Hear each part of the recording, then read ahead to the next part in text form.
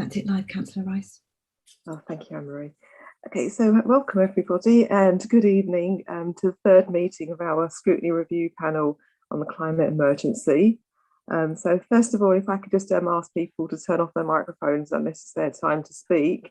And also, if you do wish to ask a question, you probably just know how to just put your hand up and raise a hand using the raise hand function. So that probably be most useful to do it that way. If that does prove difficult, then please do use the chat box. First of all, as regards apologies for absence, we've not had any apologies. That's good to have a full complement tonight.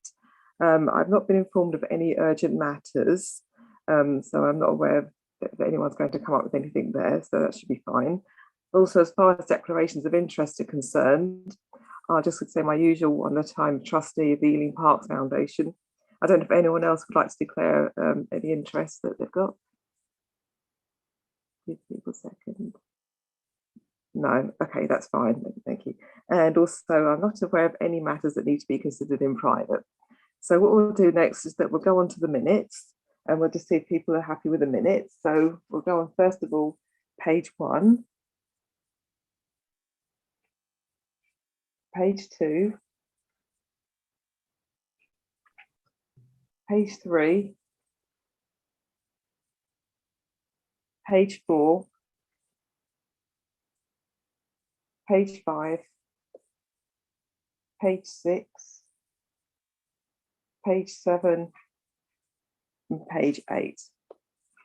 That's good to know there are no issues with that. That's excellent. So we'll go right on with the agenda now. We're talking about active travel. I'm absolutely delighted that we've got an absolute stellar group of speakers along this evening. We've got Chris Cole, our Transport Projects and Policy Manager, Russell Roberts, our Principal Transport Planner, and Mark Hart from Local Communities and Partnerships at Transport for London, Catherine Jacob at Living Streets, she's the London manager there. We've got Gerardo Castillo, the cycling training provider, and also Joe Mortensen, who's our Climate Action Programme Manager here at the Council, and will be contributing as well to the meeting. And so we'll just move on then. And so please, Chris Cole, please fire away and go on to and introduce the section, please. No problem. Thank you, Councillor. I don't intend to kind of take up much of your time because I think it'd be much more interesting to hear from the other guest speakers that we have tonight. I've managed to finally get the video bit to work. So I'm just going to give a very, very brief kind of introduction. From my point of view, when the climate emergency was declared, and it was unilaterally approved, I was really pleased, and it was really good news from our point of view.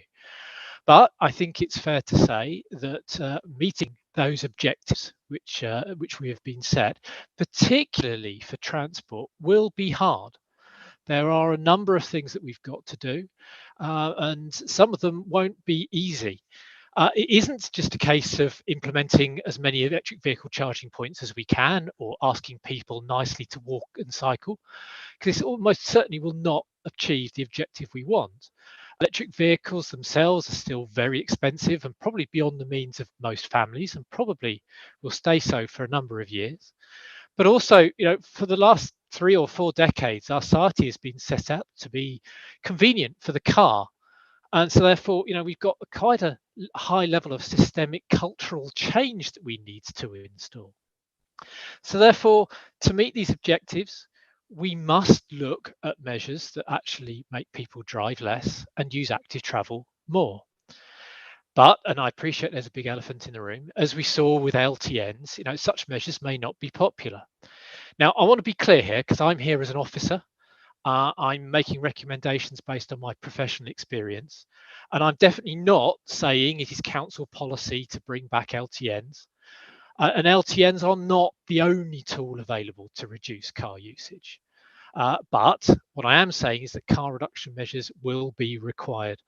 So that means we do have to learn the lessons of the LTN implementation, even though we are aware that they were implemented under an emergency situation, but we must bring the community together.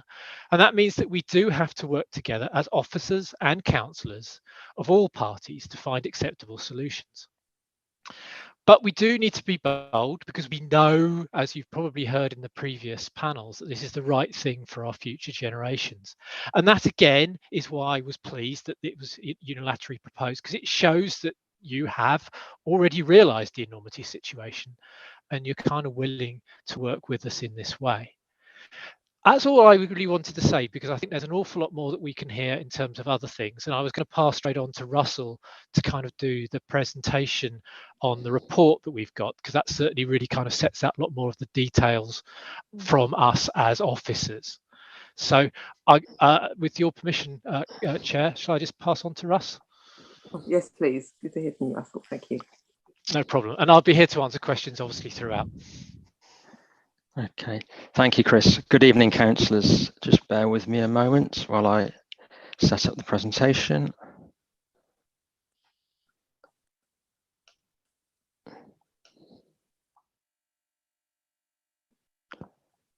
Can you all see the presentation title slide now, please? No.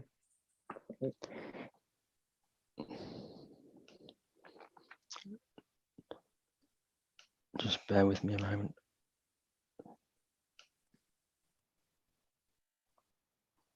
How about now? And now, Russell, thank you. Right, thank you, Chair. So I'm just going to give a brief overview. This presentation is a summary of the report that I wrote with colleagues, and with some updates on some of the data as well. So I'll just take you through a background, the Council's active travel policies, brief part on the Charter, some background data, also looking at current active travel projects. Councillor Rice wanted a section on air quality, so there's some information there. Funding, very important, and finally, an update on e-scooters. Now, in terms of active travel, in terms of a definition, it's the making of everyday journeys by physical activity as opposed to motorised transport, i.e. vehicles. So obviously we've got walking and cycling. We've also got manual wheelchairs, kick or push scooters, skating, running. And this is an easily accessible to most people and ideal for frequent journeys, particularly short journeys, including when accessing public transport. And as a council, we'd like to make improvements so that active travel becomes popular and a sort of first choice mode for local journeys, in particular to replace short vehicle trips.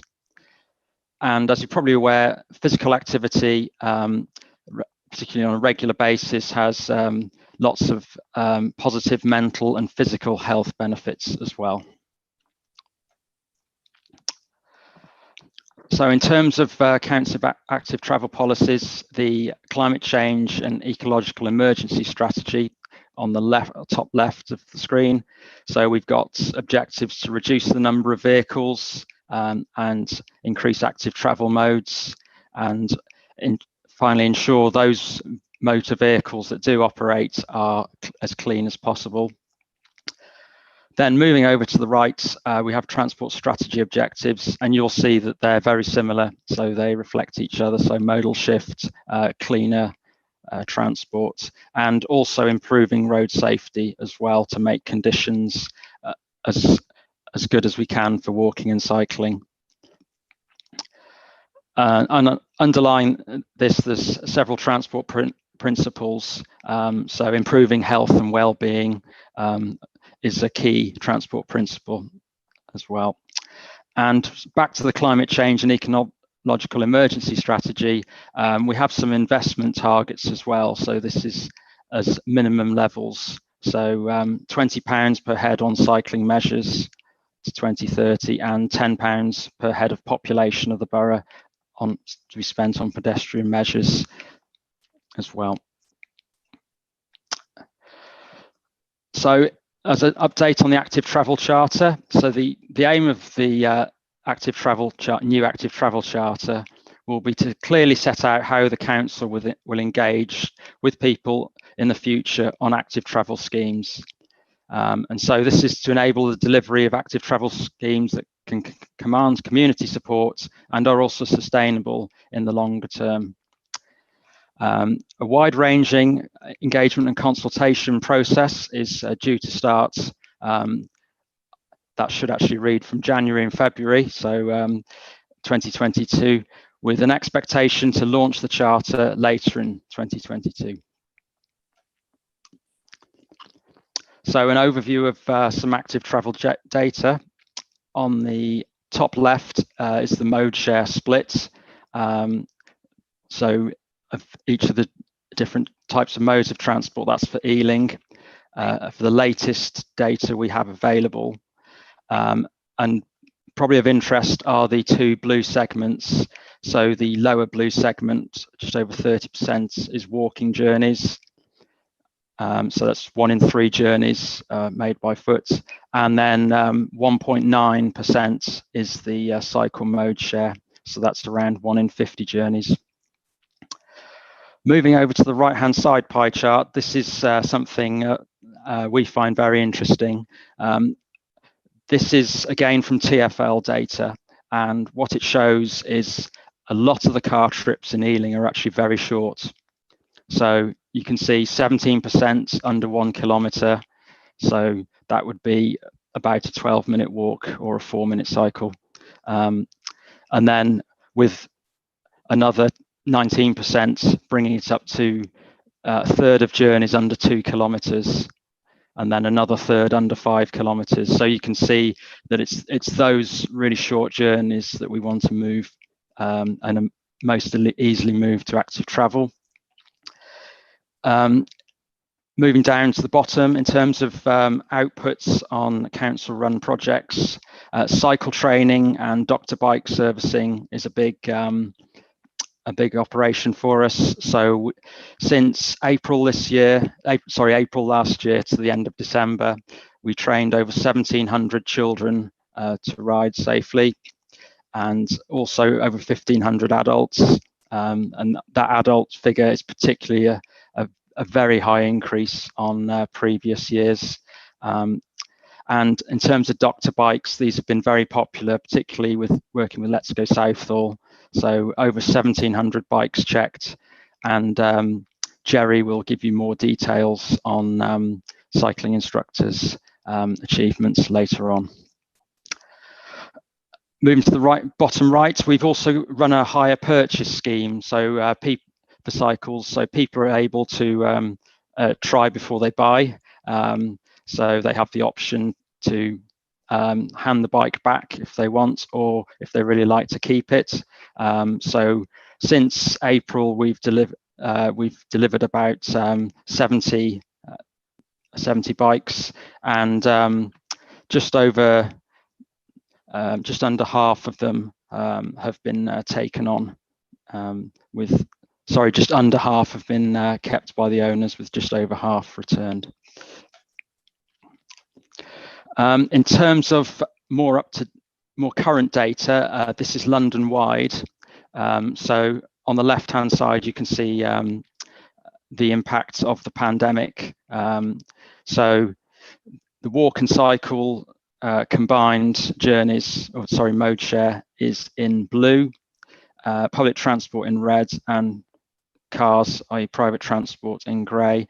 And you can see in the Q2 of 2020 the impact of the pandemic there, and how a decrease in public transport has resulted in an increase in walking and cycling and car use as well, and then slowly coming back towards some kind of normality into the Q3 2021. And again, on the right-hand side, you can see the drop in vehicle traffic and a rise in pedal cycle traffic in 2020 as well. So in terms of council active travel projects, so measures take the form of normally either incentives, we call carrots, or disincentives, sticks. Some measures may incorporate both of those together. There is a trade-off between environmental and health benefits of the projects and the public acceptability of measures, which may restrict vehicle use as well.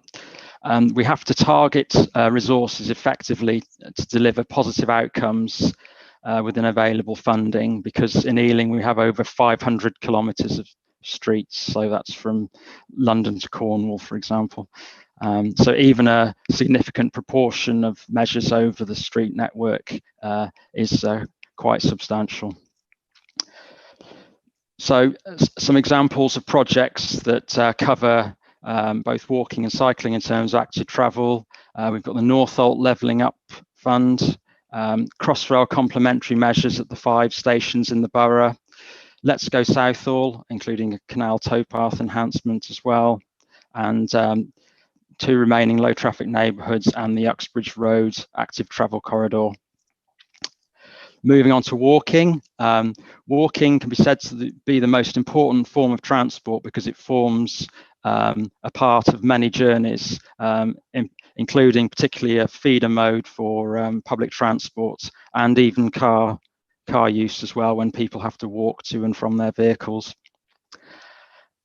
And 2 of the major projects that we're currently working on are the Merrick Road footbridge replacements over the railway in Southall, and also enhanced footway maintenance, where the footway maintenance budget in recent years has been trebled.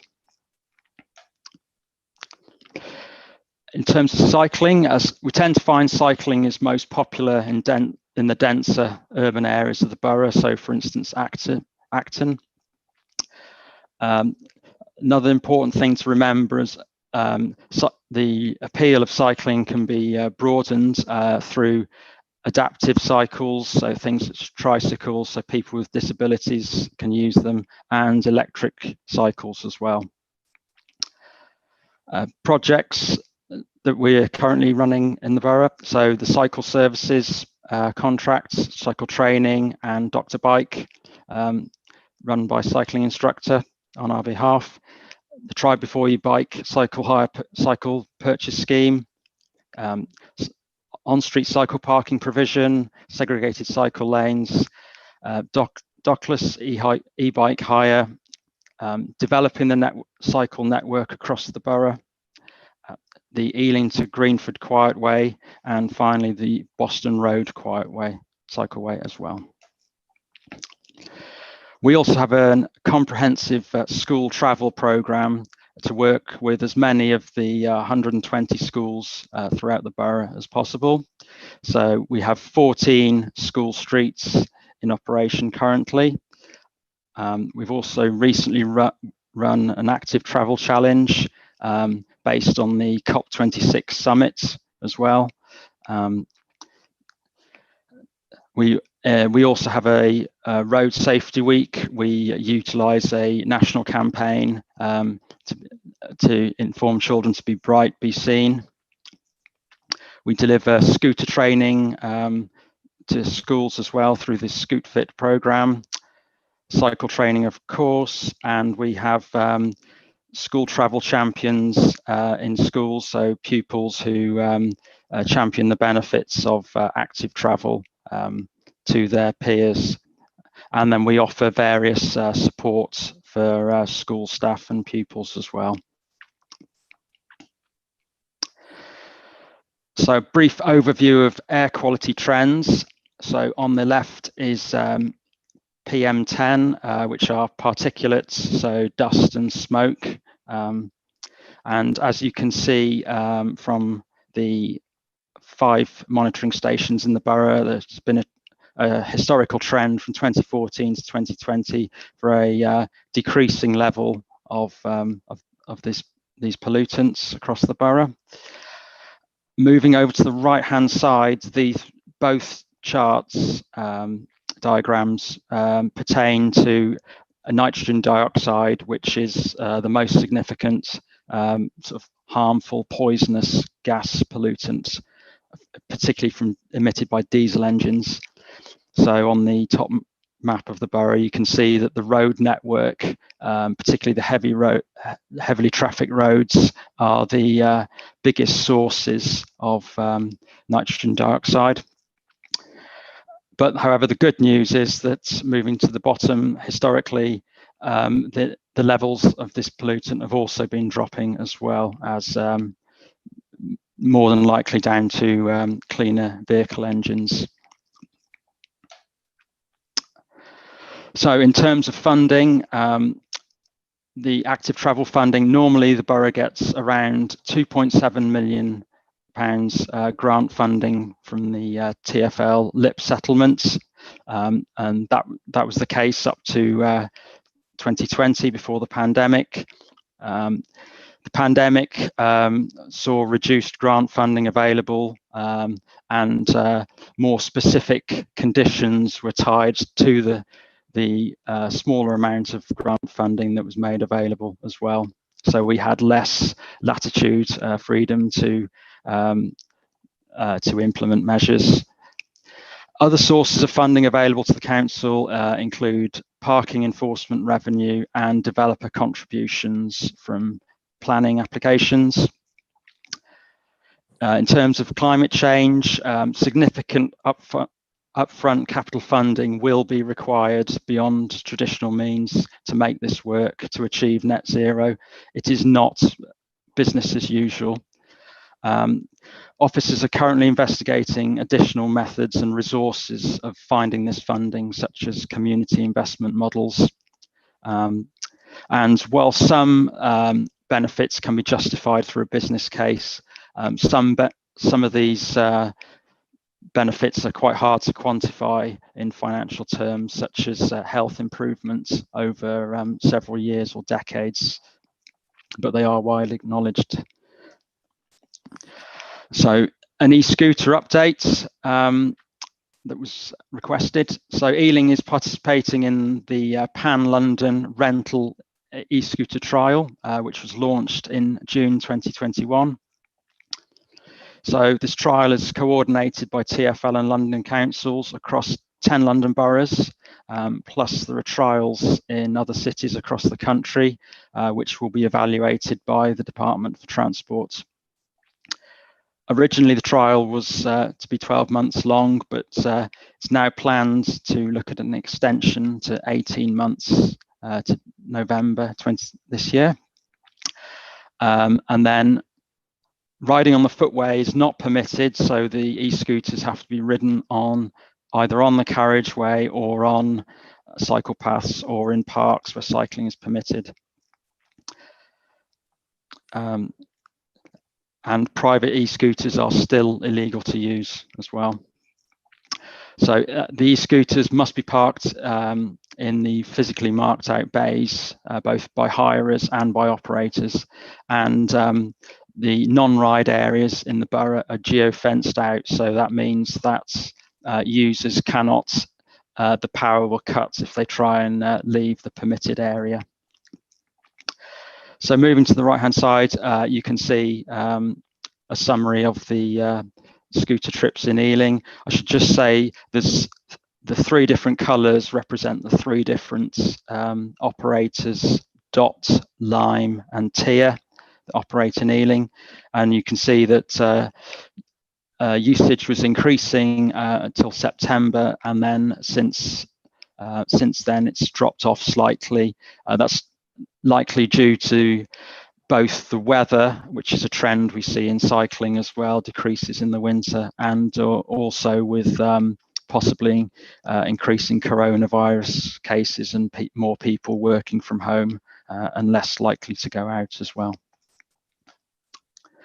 So in conclusion, so I've provided a background on active travel, given you a taste of some of the policies, council policies, an update on the active travel charter, an overview on active travel data with current projects as well, plus with updates on air quality and e-scooters. Thank you. And thank you very much for that, Russell. I think that Chris Cole may have actually had to leave the meeting due to connection issues. but hopefully Russell's connection is working very well. So would anyone like to please start with any questions?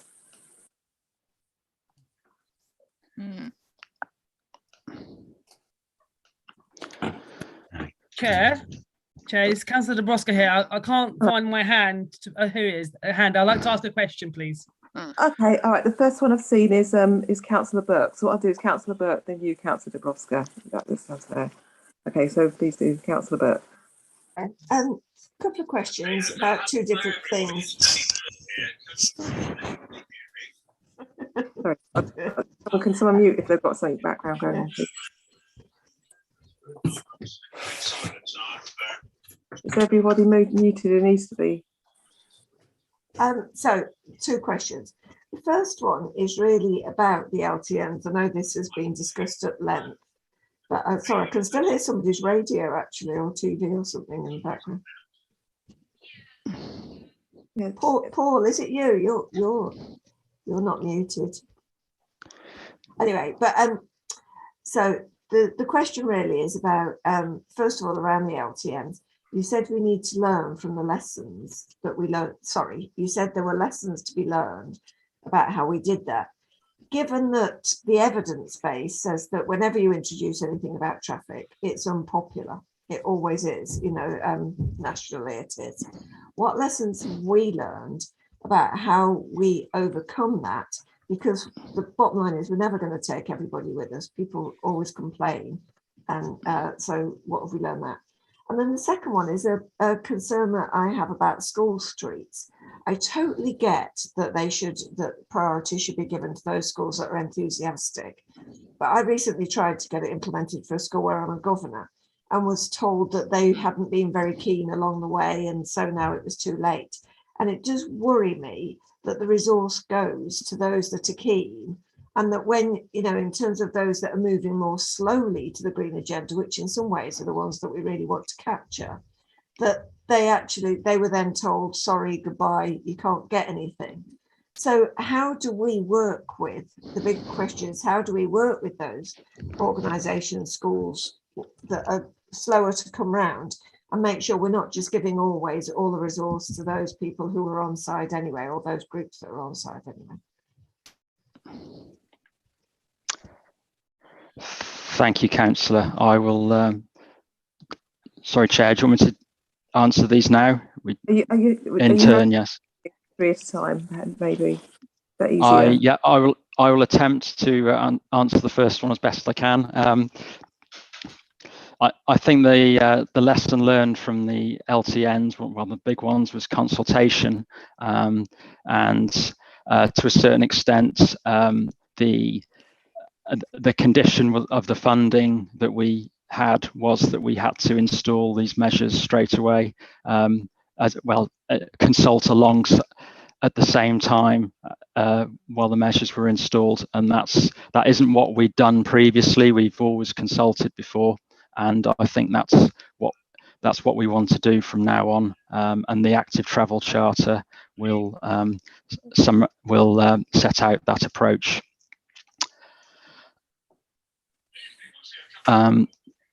And then in terms of school streets, I think it's a case of prioritisation, and I hear what you're saying, Councillor Burke, but I think what we need is school, and that there is a route in for schools who are interested but have yet to get fully on board, and we want to ensure that schools internally and all staff members, for instance, are keen and on board with the direction that we're going. So it's not a case of being too late, because there will be future opportunities for schools to get on board. But I think it's a case of persistence, and we are quite heavily subscribed within our resources as well. Thank you. Thank you. Thank you, Councillor Dabrowska. Thank you. Sorry, the council virus security is failing me. Got a couple of questions more for clarification. I noticed in the presentation there is not really much mention about safety other than the road safety week or the safety the week, but there's nothing about implementing safety within current existing sort of infrastructures of the presentation said walking is the most important, for example. You know, in the past couple of years, the big speak has been about segregated cycle lanes, but if walking is the most important, why not make that safe? I hate, for example, pavement street clutter, but in some places, sometimes to make, for example, a zebra crossing safe, put something nearby so that people don't cut across, for example, and then you can't send the kids to go to school on their own because it's too dangerous, for example. So I think the safety aspect has to be at the forefront, not as an afterthought once something's designed. So those are my thoughts, and I'd like some clarification why that's not a priority in active travel. Whilst I'm talking about walking, the presentation mentioned the Merrick Bridge. Is Ealing funding this, or is it part funded by sort of Section 106, SIL, etc.? Because from what I understand from Russell's presentation, it's £10 per head on walking. I presume that's £10 for the remainder of the 8 years, rather than £10 each year for each person, because the numbers don't match. They're not correct on that presentation.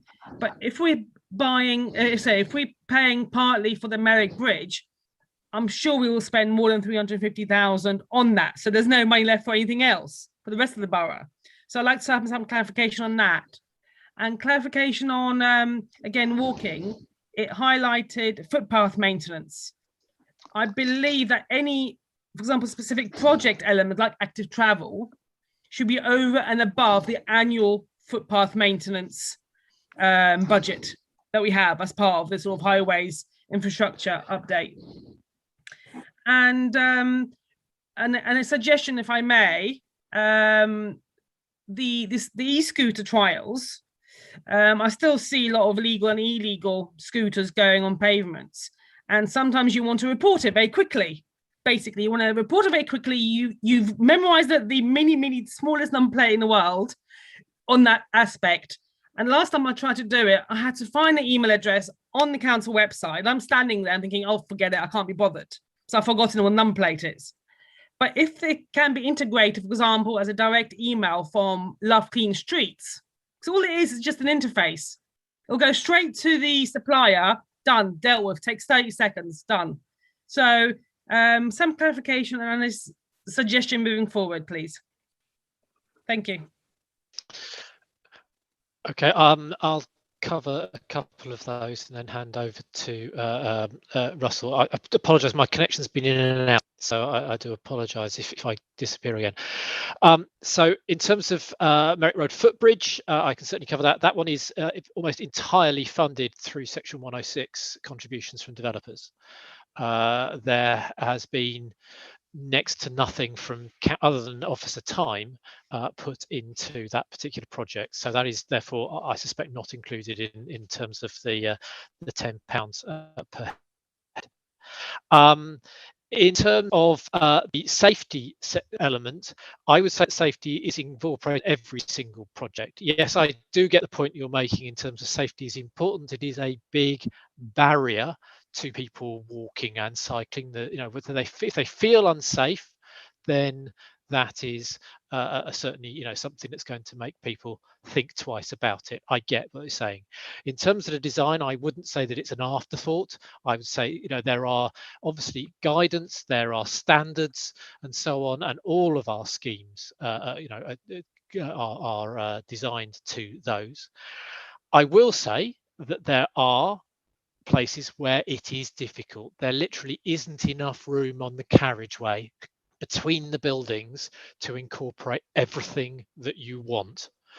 If you think about, the minimum width of a carriageway to allow vehicles to pass one another, buses to pass one another, plus a segregated cycle lane, plus the minimum standards for, to comply with DDA legislation for footways, you need 17 meters, and there aren't, that isn't actually something that is possible at every single location.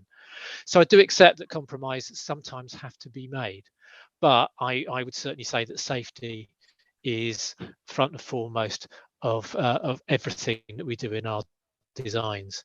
Russ, I think you want to take on e-scooters. Thanks, Chris. I'll also address the investment target, the pounds per head. So that's over the 10 years, and the idea of that's a minimum. So that's to make sure the investment doesn't fall below that level. But of course, it will need to be a lot more than that to achieve significant change. In terms of the e-scooters, yes, unfortunately, it can be an issue, and I think I'm going to make some improvements on the website so it can be reported direct to TfL, and I'll seek advice on how we can earn other ways to report as well to make that more streamlined. But that's a very good point. Thank you. Thank you. So next I have on there is Councillor Driscoll, please. Thanks, Chair. Apologies for earlier on. I had a device that leapt into life and I couldn't get to mute it and turn it off. So my apologies that sort of interrupted just as the questions were being asked. Just to go back onto some of the points made in the presentation, Russell, like our LIP funding pushing 3 million, and for anybody watching, local improvement plan is where we have a lot of our funding directly from TfL. So there is, I don't know whether it's some irony that if you're paying for your tube fare, that part of that money goes to do roads works and transport improvements, so that the income for TfL being predominantly from passenger fares. Now, with short-term government funding, because obviously we all appreciate that passenger numbers have dramatically declined, they're increasing, but they're nowhere near their level. And we've got short-term government fixes, and the present one is going to time out shortly. Given that this money comes from TfL, and I know, Mark, you may, if I just flag this up now because it's probably in your remit as TfL, but how are we going to square this with our uncertainty about what funding we're getting from TfL? Also, we have the history of removing active travel as a borough. The vast majority, not all, but the vast majority of low traffic neighbourhoods, for example. So how are we going to persuade TfL that we can deliver? What funding can TfL offer? Because it is a significant amount of the funding that enables these actions to go forward. I know Andrew Gillingham, who's a government appointee to TfL board, messaged quite publicly about the sanctions that might be given to authorities who rescind active travel measures. So there's that sort of atmosphere that we're in.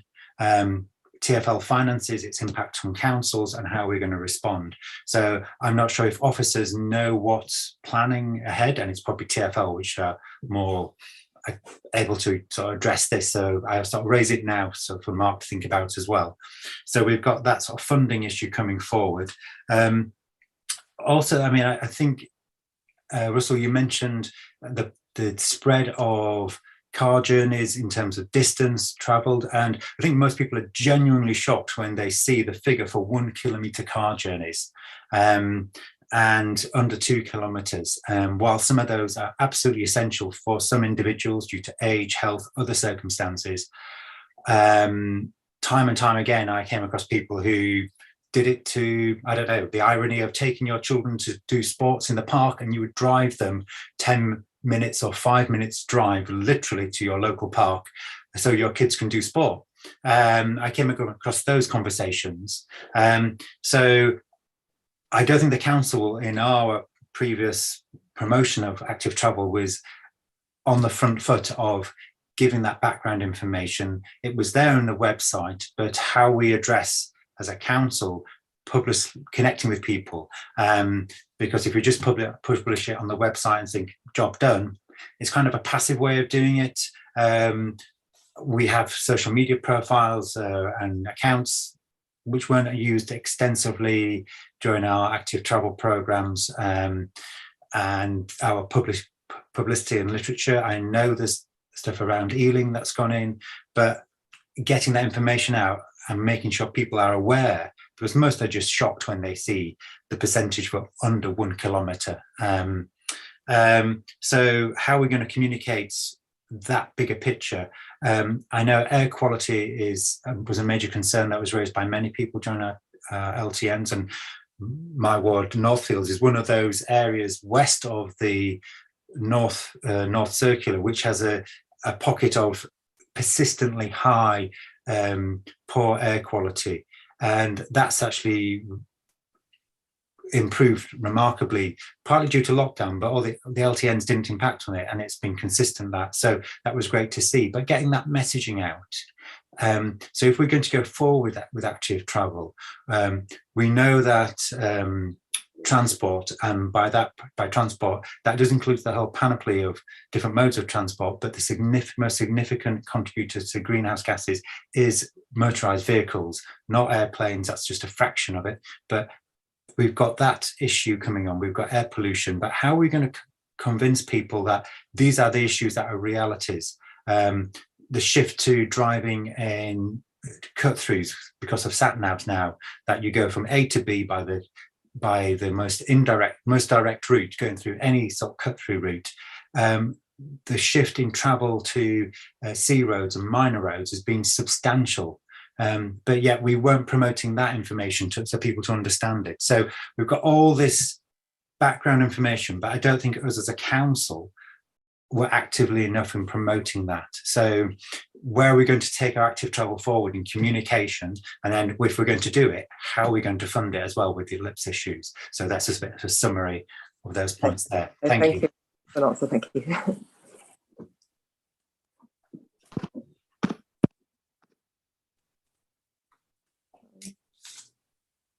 Sorry, someone there to answer.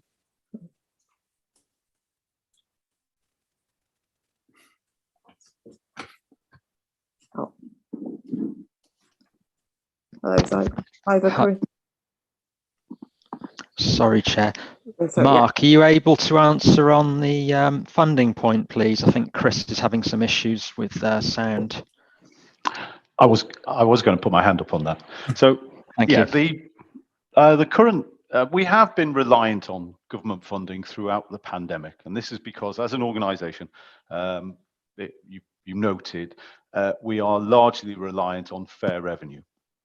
There is also some revenue from our advertising and estates, but predominantly, I think it's 72% of our income comes from fair revenue, and that revenue evaporated.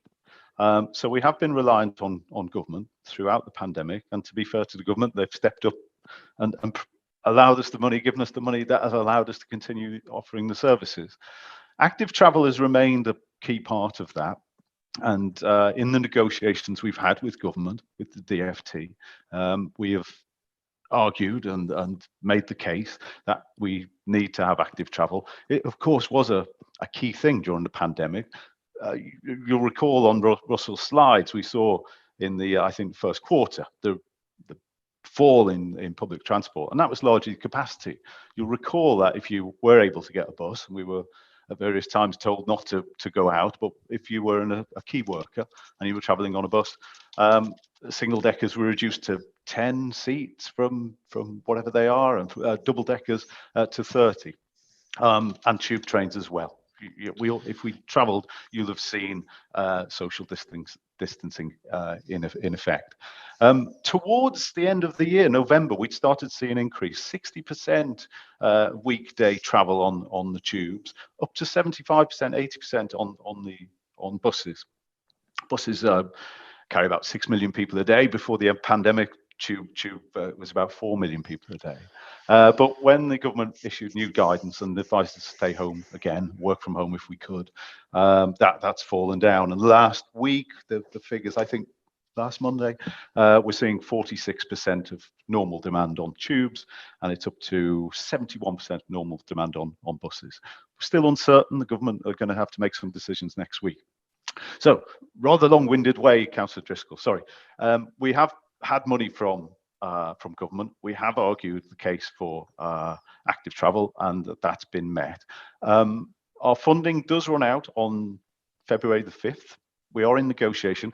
The Mayor, I think you'll have heard, has made the case that we need a long-term funding solution to this. It's an organisation that costs £10 billion to run. We can't limp from 3 months, 1 quarter to the next quarter. It means by doing that, we can't give you the certainty that you've asked for. So you've asked the question, how are we going to fund active travel? At the moment, we don't know. Because we don't know how much money we're going to have on February the 6th. Now, one of the things we did do, we came to your offices, we asked, could you still need to put in a LIP programme? And all boroughs have done this. They submitted a LIP programme, and we were aware of the difficulties in doing this. So we said, put in this year's, what you could spend in the next financial year, and give us an indication of what you can do in years two and three. Because all of these schemes that you need to do, very often they take a long time to plan and deliver. And especially, as we've discussed, if you have to consult with the community, and we should be consulting with the community, then that you've got to add that time in. So we have asked you, and you have stepped up and said, right, this is what we intend to do with active travel, but we cannot give the certainty that officers and councillors would like in the community about how much of that we can actually give you. We were required to do this as part of the negotiations. The government have, I understand, come to us and said, you need to tell us how much you need for this and how much you need for that. And so we needed to explain what we do. And the key for this, and I won't labour this too much because I think you'll come back to me later on, but active travel remains an absolute fundamental part of what Transport for London is about. You'll recall in the Mayor's Transport Strategy, we aim to have 80% of journeys in London made by active travel. And as we've seen, because of the pandemic and because people have gone back to their private motor cars rather than the other forms, that's proven to be a little bit more challenging. I don't know if that's helpful, but I'll stop there. Apologies, Councillor Rice. I was desperately trying to unmute in terms of to answer, but I think thankfully Russell passed over to Mark to answer that one, and I was kind of going to say much the same as what Mark was, so that's fine. I think the other point that Councillor Driscoll was making was particularly around comms, and I would definitely agree with Councillor Driscoll that we do need to be doing more around comms and the impacts and the things that we have done, the things that people need to consider, try and think about the motivations for why people might stop driving and take walking and cycling instead, because it's not just about the environment. It could also be some, you can financially, it could be more better for you, and also the health benefits and so on. It is something that we had intended to do, start off a program of this the year that COVID hit. And then, of course, as you've just heard from Mark, and it was in Russell's presentation, that finances kind of sort of like stopped us doing that. It is in the program that we have put into TfL for next year. So I'm keeping my fingers crossed that we would be able to fund a concerted comms effort to kind of really set all the things out, and you very eloquently laid out a number of those. There are probably even more to try and just make sure that residents are aware and hopefully help them make the right choices.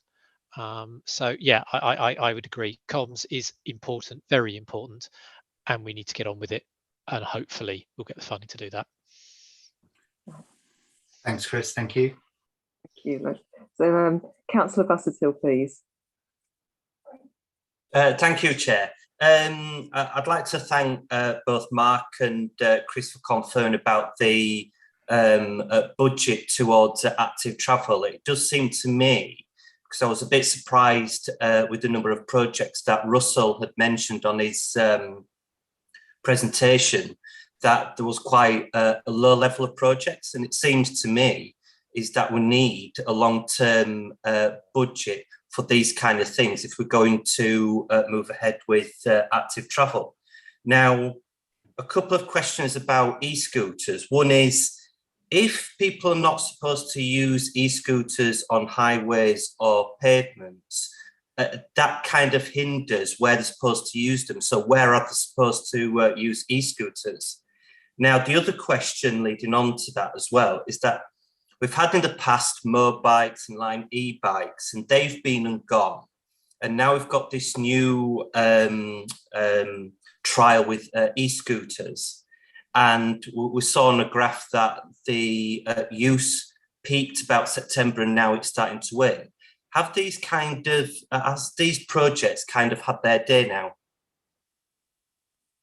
Thank you, Chair. So Lime actually are still operating, Councillor. They are still going and actually are seeing, obviously, the winter does actually reduce the amount of time when people do use the bike, following similar patterns.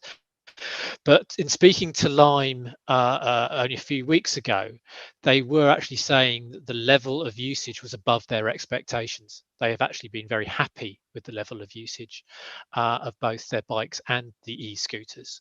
So obviously, Mobike, obviously, they did suffer greatly from COVID, and they ceased to trade.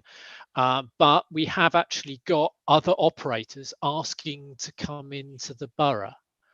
Now, again, with COVID, with the e-scooters and so on, we're just being careful because we don't want to reach a situation where we have too many of these. And I think we all saw when the bikes first came in, there were concerns about being bike mountains. We've controlled it very carefully to avoid that. We've tried to avoid the street clutter, and we're only allowing a restricted number in deliberately because of that. But I wouldn't agree that the e-mobility has made its day. I'll let Russell talk about the e-scooter bit specifically, but I still think the operators are still bullish. I think they are looking to expand, and it's just obviously the situation with COVID has complicated things. There's no doubt about that. Russ, do you want to kind of come in on the e-scooter point? Thanks, Chris. Yes, Councillor. To confirm, e-scooters, they're not to be ridden on the footway, but they can be ridden on the carriageway, the road, and also any cycle tracks dedicated to cycling that's within the footway, and certain parks as well, where cycling is permitted. So basically not in pedestrian areas, but in other areas for vehicles and cycles. It is a current status. It's currently a trial, so it's continuing to June, I think, as I said, and there's a plan to extend the trial to November, yet to be confirmed. I understand the DFT are looking at longer term the regulations and possible measures. So we're currently awaiting an update from the DFT Department for Transport as to what they will do. If whatever the changes are, there will be a stakeholder consultation as well. So we currently await those details. Okay, thank you. Hope that helps. Thank you. Thank you. Okay, so Councillor Chohan, please.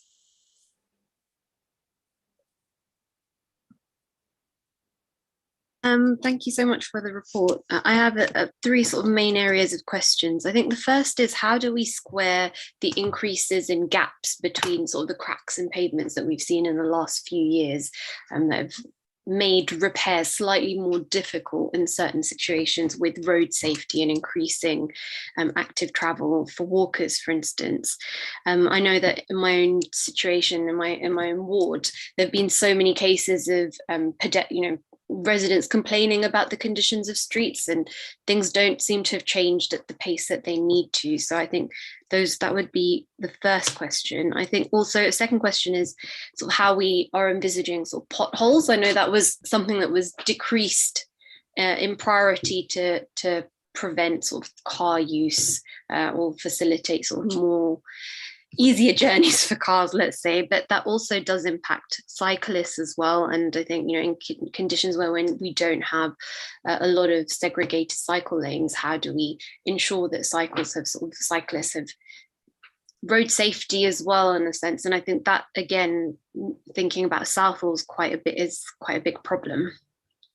The second sort of big point is about air quality monitoring. I noticed that the air quality monitors for nitrogen dioxide sort of in Acton and Ealing, but there doesn't seem to be any in Southall, and I wondered why that was, particularly because the Environmental Defence Fund in 2020 noted that Southall Broadway was one of 5 most polluted areas for nitrogen dioxide levels outside of sort of central London, with the imposition of sort of the introduction rather of the new ultra low emissions zone. So what's been done about that? How about introducing sort of air quality monitors in Southall, and if any of the sort of officers could respond on the dangerous levels of nitrogen dioxide that have been noted there. And I think a third point is sort of about parking outside schools. So it's not so much about schools, or potentially it's linked to school streets, but it's been another sort of a lot of casework that I've heard about over the last few months has been, dangerous parking outside schools. So I wonder whether there are other sort of enforcement measures that could be used, potentially using sort of parking enforcement officers and deploying them around schools where we have that particular issue, and if that's been considered alongside sort of the school streets initiative. Okay, sorry, my 2-year-old's just discovered that I'm upstairs. So there might be some background noise. I apologise for that. I will, Councillor Turan, a lot of these issues aren't actually in my area of work, so I am not the expert on air quality. That is something that's not in my team. I will be able to look up the locations of air quality monitors. I actually do believe there are some in Southall, but I would need to kind of check that and come back to you, because I say it's not my area. Similarly, on the maintenance side of things, that's more of a highways issue rather than the transport planning thing. I am aware that funding again is one of those issues, and there is no doubt that with more funding we would be able to do more maintenance of footways and so on in order to try and make those better. Certainly it's a question of what materials are being used and all of these sorts of things, and we are kind of getting better in the planning of when the footways go in, but equally, I'm aware of the fact that going back 20 or 30 years, the cable companies came and wrecked most footways by kind of putting in the cable TV wiring, and did a pretty poor job of it, and we are still as an authority suffering from that, even though it's now decades later. So I certainly understand your concern. I would need to probably come back, go speak with my Tony Singh in Highways to get a little bit more detail on that, though. So apologies for that. The final one was about parking at schools, and I think that's probably one area that I have a little bit more knowledge on. The issue that we have around schools is, again, one of what can we enforce. The rules for enforcement changed significantly back in 2015, and we are only allowed to use a camera to enforce school zigzags. We cannot use a camera to enforce double yellow lines, single yellow lines. So that means that there has to be a CEO in place to actually to be able to enforce. Even then, the CEO has to observe, and certainly if somebody was kind of just dropping their child off for less than a minute before getting it back in their car and driving off, there would not be time for a CEO to legally issue a ticket. So those changes to the rules have made things a lot more difficult. That is the reason why we are looking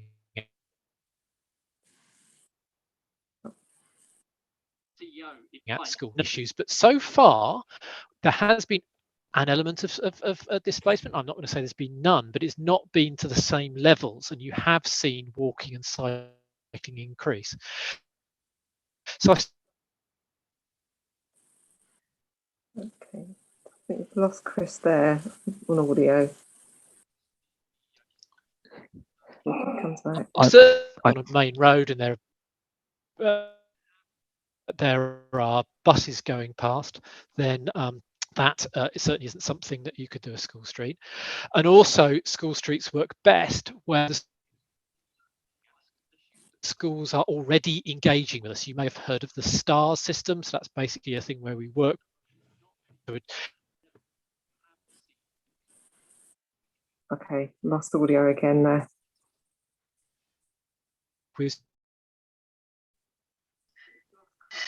Both coming back. I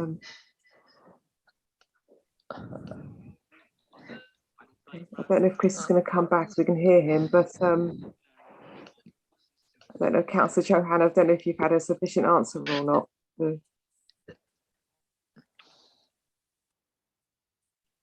Yeah, I think I hope Chris isn't saying anything else because his mic is still green, but yes. there's still a lot of unanswered points. I think that's not Chris's fault. Clearly, it's the point that a lot of this stuff is also overlapping with highways. So I think in the future, to gain a bit more sort of insight, it would be useful to have highways representatives present, because I think these are talking about road safety is an integral factor and part of that modal shift, and should be part of that conversation, I think. So I think for me particularly important is the point about South of Broadway being in one of the top 5 most polluted streets in outer London now for nitrogen dioxide levels. I think that should be investigated quite thoroughly. That was from 2020, so I don't know if pandemic has impacted that. So what I'll do then is we'll make sure that maybe goes into the recommendations, that we look at road safety and those and the pavement safety in particular. So that's something we can look at as well. And I mean, I was going to raise a point as well about ensuring that we do continue to monitor air quality, even past the work that we've done in relation to LTNs, and we continue to monitor levels of traffic. So those are the important things that we'll bring in. I think I've got did Russell have something to add to that at all? Sorry, councillors. One point I'd just like to mention. It's a valid point that was made on footway maintenance, and I think that's part of the issue with funding, because in terms of principal road maintenance, which also includes footways, in previous years we've had around £1 million that TfL have kindly provided us with, but in the pandemic that funding has not been forthcoming, so that's almost £1 million, sort of another £1 million down. Hasn't had to invest in its street infrastructure. And that goes back to the comment I was made in my presentation about significant investments being required to facilitate active travel. Thank you. So, okay, Councillor Mahmood, have you got questions, please? Yeah, thank you, Councillor Rice. Just a quick one, very quick. Just wanted to know, like Councillor Chauhan said, do we have any data? I'm asking this thing to Chris and Russell, in terms of air monitoring or air pollution monitoring, where we can see the area is more polluted and more occupied by nitrogen dioxide. So is there any possibility we could see the data, which part of the borough, like northern side of the Ealing or western side of Ealing, is more polluted than the other areas? Second thing is, again, about the data. So do we have data where we can see the intention of Ealing residents buying cars yearly or monthly, or how we could shift the mood not to buy the vehicles but buy the bicycle or use the electric scooters? So do we need to have any data where we can see what is the intention for the youngsters 18 to 22 years or 18 to 30 years? Are they still thinking or dreaming to buy the car, or are they still car lover, or they still wanted to ride the bicycle? Thank you, Chair. Right, thank you. Thank you, Councillor.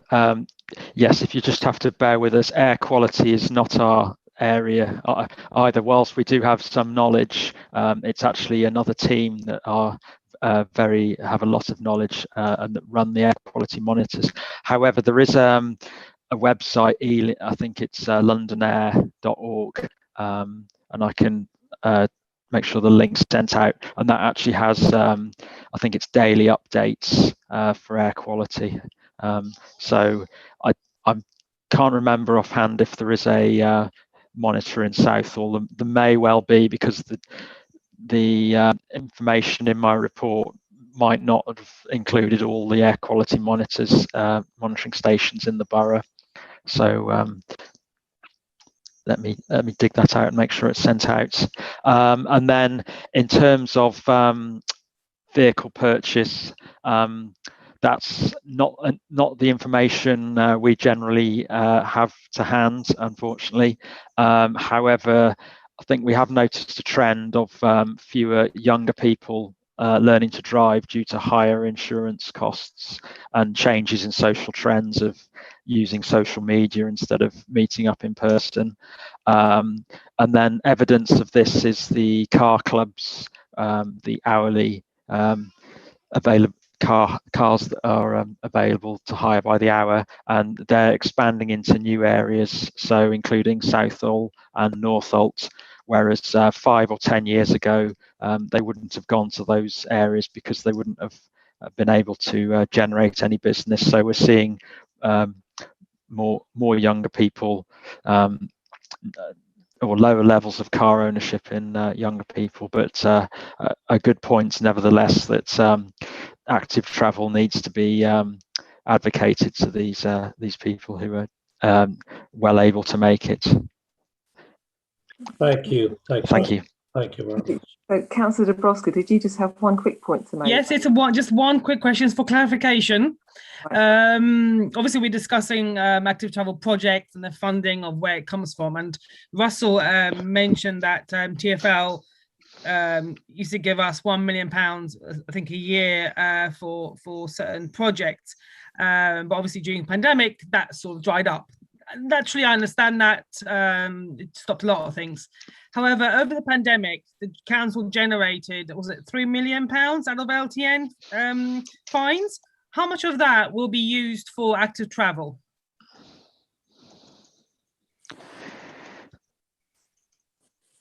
Question mark. Thank you, Councillor. On the first point, that was just under £1 million. That was for the road and footway maintenance. So yes, that was on top of the transport projects and the LIP funding.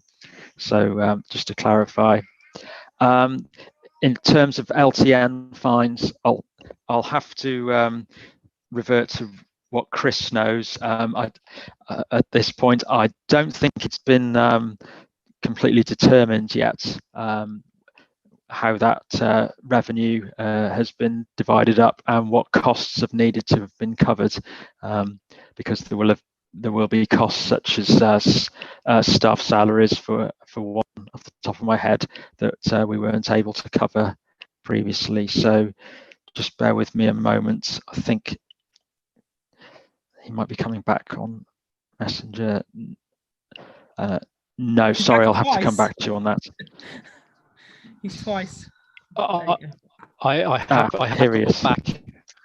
What was the I've seen your question. LTN fines. What was the? Yeah, Chris. Yes. It's Councillor I'm Dabrowska really here. sorry about this connection issues, Councillor Dabrowska. I really apologise. It's fine. It's fine. It's fine.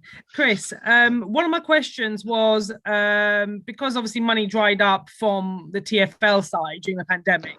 I totally understand that Ealing got regularly for various projects and etc. Out of the 3 million, whatever it was, the LTN income from the LTN fines over the pandemic, how much of that will be used for active travel? So I am aware that proposals are being prepared to go to finance. I would. Oh, you've gone, Chris. You've gone. So, Yeah, he's gone. Sorry, Councillor. I think he was going to say that that it's still being finalised, basically, and that a proposal's gone to corporate finance. As you've When probably can we heard. expect I don't a think response? I am yes, a significant proportion. Have I gone Okay, again? so based when on can No, we you're expect still there. this? When can we expect this report? Sorry, Chair. When can we expect this report to come to councillors and or stroke cabinet? My assistant director Gina Cole has been leading on that, so I'm afraid I'm not able to give you a specific response on that. Okay. I would need to check her. Thank So you. maybe we can write to her about it. That'd be excellent. Okay, so that's been a long discussion on there. I think just a couple of points that I just wanted to make on that. On the report, it mentions about the active travel charter. I mean, I'm very anxious to ensure that we are actually thinking about the alternatives and how we are going to pursue active travel and how we are going to get people enjoying safer roads in terms of let's reduce the number of cars that are out there. And so we do have to think about that. And the way it's worded when talking about the active travel charter, it does actually feel like we're going to have a consultation on how we're going to consult with people. And it does feel like, well, where does the actual action start coming in? So that's something that we've just got to make sure that we do really think about that now and get going on that. And also just one other point is when I was at university doing my master's degree, someone else on my course called Claudia, who I was friends with, and she was a lovely lady. To be honest with you, the really sad part of it was that the last I really heard about her was that I was at one of the full council meetings before I was elected. So I was just there as an observer. And the subject of road safety on the Uxbridge Road came up. And that's when I actually found out that my friend had lost her life and she was killed in an accident. And so it does actually mean a lot to me to actually think that we will move forward and work hard on to ensure that the roads are safer for our cyclists as well. And yes, so indeed, if we can ensure that the people that we know who are out there cycling, they just need to make sure that they've got safer roads as well. So I really would like to encourage to ensure that we do work hard on making sure that Uxbridge Road in particular is safe for our cyclists. So in that case, thank you very much to Chris and to Russell for some excellent answers there. And also, if we can just move on then, please, to Mark Hart to talk about TfL and that funding side, please. Thank you.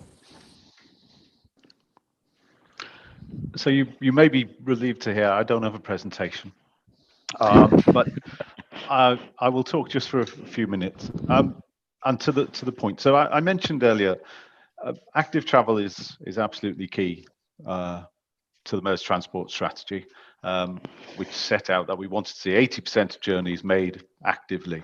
And as Russell has outlined, that's walking and cycling and on public transport. In Ealing, of course, before too long, and you've already seen the stations, the Elizabeth line is going to be coming through Ealing. That is set to open, certainly the central section of the Elizabeth line. We've said publicly the first half of this year, 2022, but hopefully you've visited those stations and you've appreciated some of the benefits. Some of those benefits include accessibility, and if we are going to get more people onto our transport network, we need to make sure that it's accessible. And just before Christmas, we opened the 90th station, step-free access station on the tube network, and it'll be followed shortly by the 91st when we finish Harrow on the Hill. There was a report we published today, which I will share with the meeting. But rather starkly, and it expresses the mayor's commitment to net zero by 2030. But this can only be achieved by removing essentially 27% of cars from our road. The report sets out how we are suggesting we achieve that, and it's to build on things we've already done potentially, such as the ULEZ. So last year, we introduced the ultra low emission zone, the largest emission zone in Europe of its kind. In the first month, we've seen really encouraging figures. Large numbers of cars more polluting cars taken off the road in the first month, and we hope that will continue and build. And I say, to achieve net zero, as you were also going to do, we need to do some bold things. That isn't made easier by the current financial situation. And I say, we are part of the negotiations we've got with government to try and get a long-term settlement. We hope they will meet that request. The government have, as we have negotiated, required us to do certain things. They've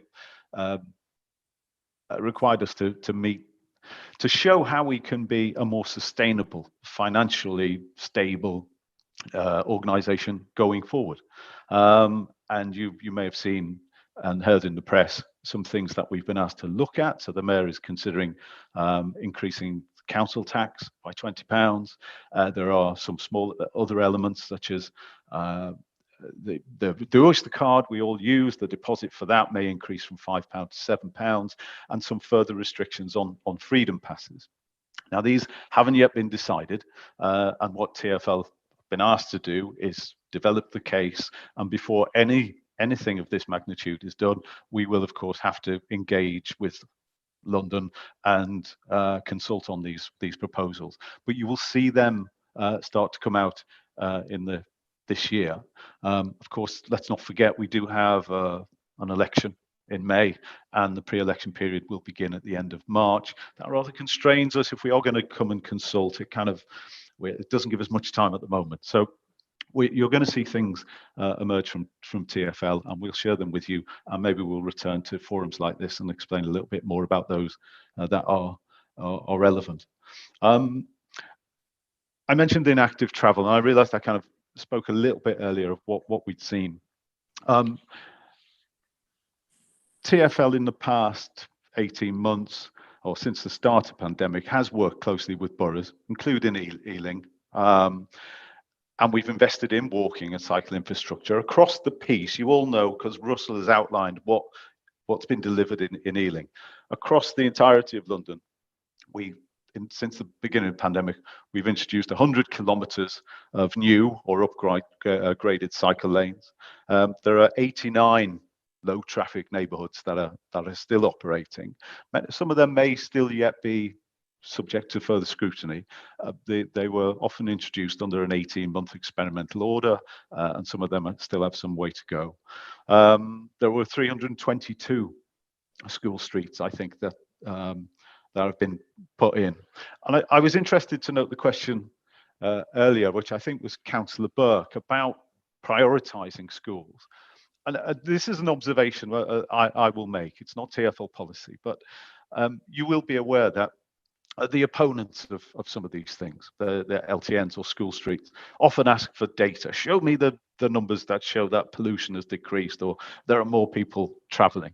And I think we have to lead by example. And I think there are some schools that perhaps are a little bit hesitant, but one would hope that if they hear from other schools who've put in school streets and they've started to appreciate the benefits, that message will start to percolate a little bit more. But it feeds back into the question that was raised earlier about how well we promote these things. And I know I can't speak for Ealing. I feel all of us in TfL feel that there is always more we can do to promote these active travel schemes. The stats that some people liked earlier, about 17% of journeys being under 1 kilometre. I mean, I think it's it's Will Norman, I think, who says a third of journeys in London that are done in a car could easily be done under 20 minutes, and 2/3 of those journeys could be done by cycles in 20 minutes also. And we are aware that not everybody is able or wants to cycle, but if we encourage more to do so by having better infrastructure and better connected infrastructure, that will help. And yeah, I've seen, sorry, Councillor Dobroska's hand up, so I will stop and I'll hopefully try and answer any question. Chair, if I may add to Mark's comments there about school streets, It's actually, you're probably the good person to actually talk to about this. Chris will know when he joined Ealing Council, I think on his first month, I clobbered him with an idea of what we now know is a school street. I didn't call it school streets. I just said, let's close the street for during drop off and pick up. Simple as that. And the road where the school in my ward is very short. So there's only about, I don't know, 30, 40 homes, but it's a cul-de-sac. It's actually an S-bend. It's very tight. Those who know it know it's just a bad location for a school, but you're not going to change that. And I got the buy-in from the majority of residents. I went door to door. I got the buy-in from the headmaster, from the teachers, from a handful of parents I spoke to at the gate about the safety. Total buy-in. Came back to the council and they said, no, you've got to get the stars in. And I'm thinking, that's bureaucracy. I had a whole setup of marshals wanting from the parents to come in and improve safety, and then got a knockback. And it's not necessarily Chris's fault. I'm not blaming Chris here. I'm talking about the bureaucracy's fault. And then when the stars, when the school started working with stars, the school lost interest and the school streets project fell apart, unfortunately, last year. So I think bureaucracy didn't help here. Right, so is this a kind of issue with TfL, do you think then, Councillor Dabrowska? Yes, that's why I'm speaking to Mark. Can I come actually in on this one, Councillor Dabrowska? Because this is the Grange School, yeah? Oh yes. Right. So they were actually down to have a school street this September, but the headmaster pulled out with 2 weeks to go. Yeah, I know. I remember. That's why. But we could have done it years ago. Okay, should we discuss an individual bit of casework, because it seems to be here, maybe outside the meeting? I don't think we can discuss every point here. No, I wasn't mentioning casework. It was more about to Mark about the bureaucracy of it. When an idea comes forward, sometimes you can just get on with it. Right. Okay. Well, it's disappointing to hear. I'm not an expert on school streets nor the interaction with stars, but Councillor Dabrowska, what you have done, and I think this is absolutely key. It's about advocacy, isn't it? And I think one of the regrets, I'm sure we all have, is that, as Chris said, the urgent need to install some of the street space measures, which I think was a legitimate reason. We all needed to socially distance. The roads in some areas, the footpath, the pavements are very wide, and we all wanted to keep 2 meters. The kind of urgency, the real urgency to deliver those, I think, meant that we all went and did things in a way that we would not do. It may not be imposed, but it may have felt like that to people. And I think the work that you've done with the school is disappointing if that hasn't come to fruition. I would happily take that away and find out what the role of the STAR system is in this and why that was an obstacle. I'm sorry to hear it. I'm unaware of the relationship, but I'd like to find out more. So, Mark, I can just say it's not a TfL requirement for that. It was actually an Ealing Council requirement, because actually what we have found is that those schools that do have stars are committed to active travel. And this may have been something that I had said earlier, but actually got lost because I think I dropped out. And it's one of the things I was just saying, was that actually what we have seen is that those schools that actually are on the STARS accreditation process and are showing the commitment, that's where the school streets have worked. The school streets where they haven't worked have been those where they haven't. Is that a coincidence? I don't believe that is. And it is unfortunate that the headmaster at the Grange was the person who pulled out of the scheme. He was claiming that there weren't any marshals, it's something that we have seen time and time again, is that the schools that are working with us are the ones where measures work, and the schools that do not work with us and do not go on the stars are the ones where measures fail. And that is something that I don't believe is a coincidence. It happens time and time again. Right. So it's not a TfL requirement, Councillor Broster, it was an Ealing one. Okay, thanks then. Thank you then, Chris. So, Mark, did you have anything? Did you just wanted to actually present to us, or anything further to say? Oh, you're on mute now. Sorry. Oh, yes. I echo Chris's comments at the start of the meeting, and I think this is the TfL line, and you will see in the report I'll send you. There is to achieve net zero, there are too many cars on the road. Another stat which always strikes me, in the previous decade, from 2011 to 2019, the number of miles driven on London's road increased by 3.5 billion. These figures are not sustainable, are they? And I say we need to encourage people on our network by making it attractive. One of the big challenges we have had during the pandemic is providing the reassurance to people who, for a long time, stayed at home, continue to wear masks, and then they come onto our network and they feel nervous because they see people who aren't wearing masks, and there's a lot of people suddenly in a small space. So we've spent a lot of time in the past year providing assurance to all of our customers, to all the medium that we use, and we've been grateful to the support that we've had from Ealing Council and local bids and other agencies to get this message across. The tube network is a safe network. The bus network is a safe network. It's got very good ventilation. The testing we've done with Imperial College has showed there's no trace of COVID on the network.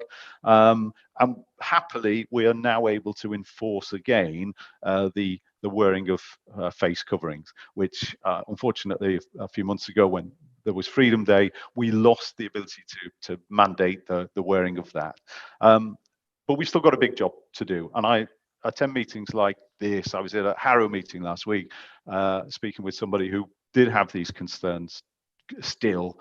And so we've still got a job of work to do this. We're currently seeing a little bit of a retreat. We before the pandemic, so that target 80% of people traveling active travel, that's what we were after. That was around 63%. That's fallen back. We haven't seen a corresponding fall in cars. The car thing, it just means that those people who do need to get around are finding themselves in greater congestion, and because they're slowing down, increasing the amount of emissions in the air. And I'd say what we've done with ULEZ, the proposals we've had for net zero, the simple fact that TfL has 9,000 buses in our fleet, we've got a very active plan to, they're all Euro 6 emissions, so they're the cleanest you can get them, but we have a plan to convert them to different forms of energy, electric buses. There are currently 600 of those 9,000. That will go up to 900 by the end of the year. So we're very active on this. It is part of what the Mayor wants to deliver to London, but we can only deliver it by working closely with boroughs. And I'd like to think we have a good relationship with Ealing, and that we are generally on the same side with these things. Thank you. Did Councillor Mahmood have a question, please? Yes, Chair. Good to know that the journey between 9,000 to 900, that's a very ambitious target. Yeah.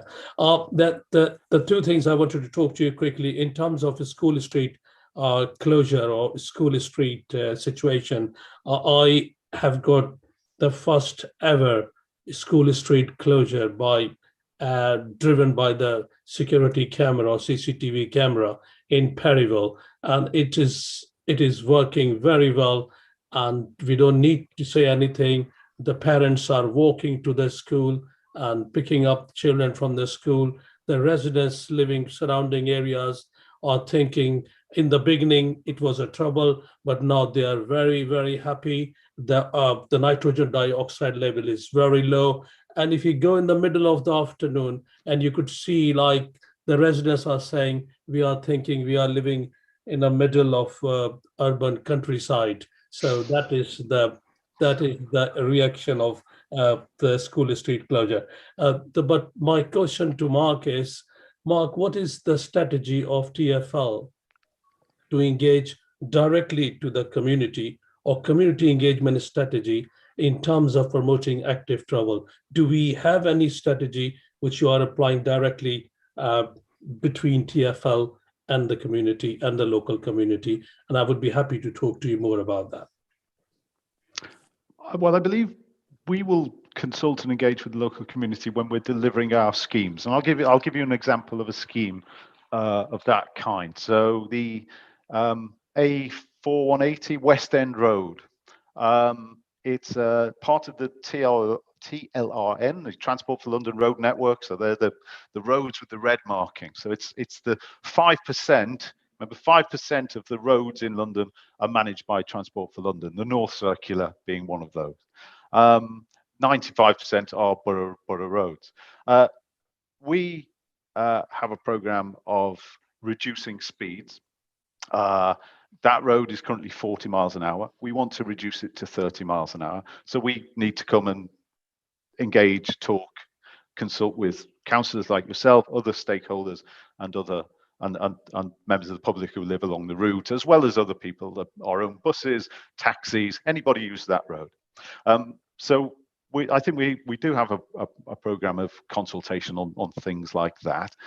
We do work closely. One thing I'm aware of is, of course, who knows Ealing better than the people who live there and the people who represent it. So I'd like to think that the relationship I have and my job, I'm a kind of liaison within TfL for many boroughs, and I speak with Chris and Russell and Tony Singh, who's been mentioned, on a fairly regular basis. So I come to them because, to my mind, they are the experts in Ealing. And if my colleagues who deliver the consultation, I have a role in that, I'll make sure that we're all working together. I don't know if I hope that answers the question. But yeah, perhaps you'll tell me we could do more. We could better promote school streets. I'm open to any suggestions. Right. I'm happy to drop you a line and get in touch with you in the further action. Thank you, Councillor Mahmood. Okay, thank you there. Okay, so I don't know if there are any further questions on that. So I think really what kind of my point is that when it comes to the school streets, it's actually interesting that I was just going through the old minutes of previous scrutiny panels on transport, and I found from a few years ago one of my ward colleagues was mentioning about Willow Tree School, which is where I'm a governor now, how there's absolute chaos there when it came to morning and home time, because there was cars even parked on the roundabout, and it was a terrible state, and it was a point that he was making in a meeting long ago. However, we have got a school street now, and it's been incredibly successful, and the staff are very happy.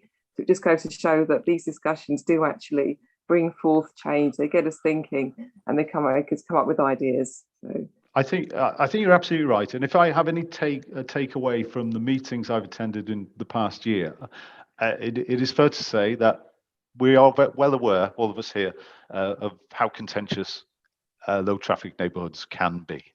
But by contrast, school streets seem to be very popular.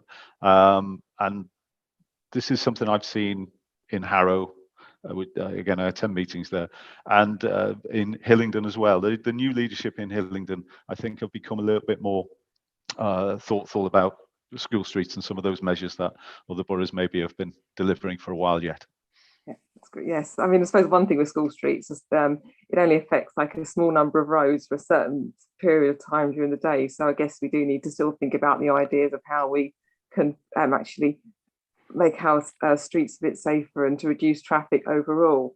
I suppose, and the other thing is really that funding challenge that we've been talking about.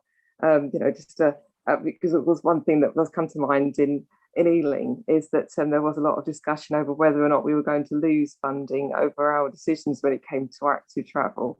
So that's like one thing that's just something to think about. And I don't know really how much discussion there's been on that on the TfL side.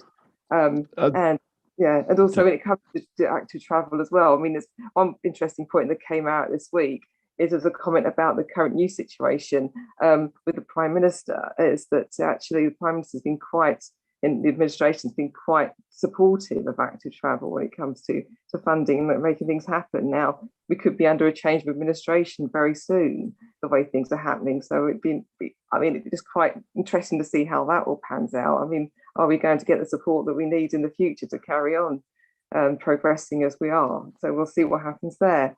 So in terms of the kind of funding challenges for us in Ealing, are there anything particular that we need to be concerned about? I don't think so. I wouldn't want to suggest to this meeting there's anything to be concerned about. But I say the case we continue to make is that we need a longer term funding settlement. We are willing to make whatever commitments the government have asked of us. We do sense that, they are supportive of active travel measures. So yeah, I'm an eternal optimist, I'm afraid, even after 18 months. I hear good positive things from my colleagues, and I know that the team who work closely with Ealing, I think within TfL, have put together very strong arguments why Ealing, I think for many years I've always said to others, has led the way with many parts of this, have been bold, yeah, we need to continue to support each other to achieve those aims. Sorry, I noticed Councillor Driscoll has hand up as well. Yes, if you've got a quick point, Councillor Driscoll, so time is getting on. Thanks. Yeah, Mark, thanks for saying to be reassuring, because that was one of the concerns about LIP funding, so our TfL funding, because of removing a swathe of LTNs and active travel measures. Our apprehension was that then that would be, wouldn't be a safe bet is probably not the right term, but we wouldn't be offering enough assurances that we could deliver on any bids for active travel. So offering that assurance is welcome, and some clarity there. I appreciate that assurance is given within the umbrella of where is the financial position of TfL going, and there's a lot of very big questions to answer there.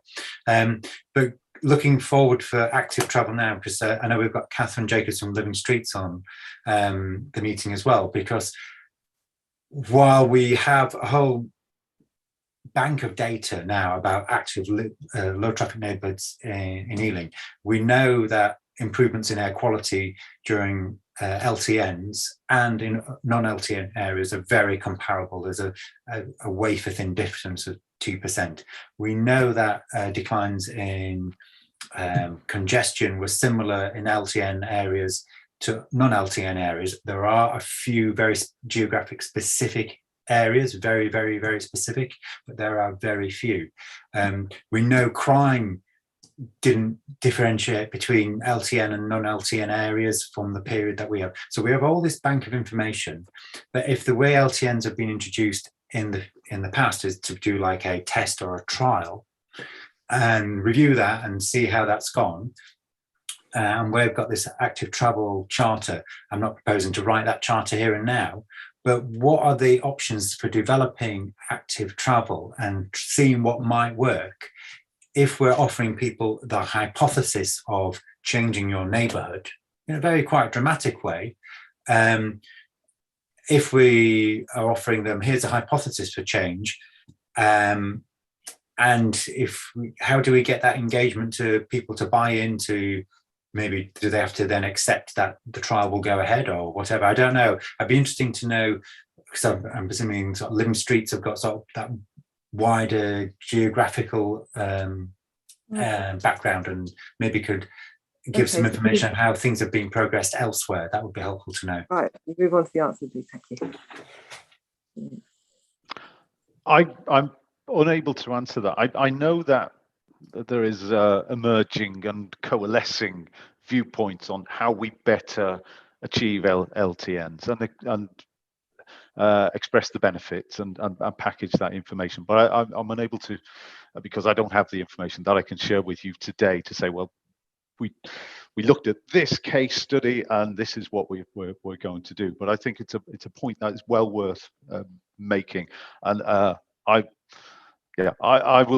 I'll certainly play my role in developing those discussions with Chris Cole and my colleagues as well back at who are pushing these aspects. The other thing I just very quickly mentioned, I don't think I made clear,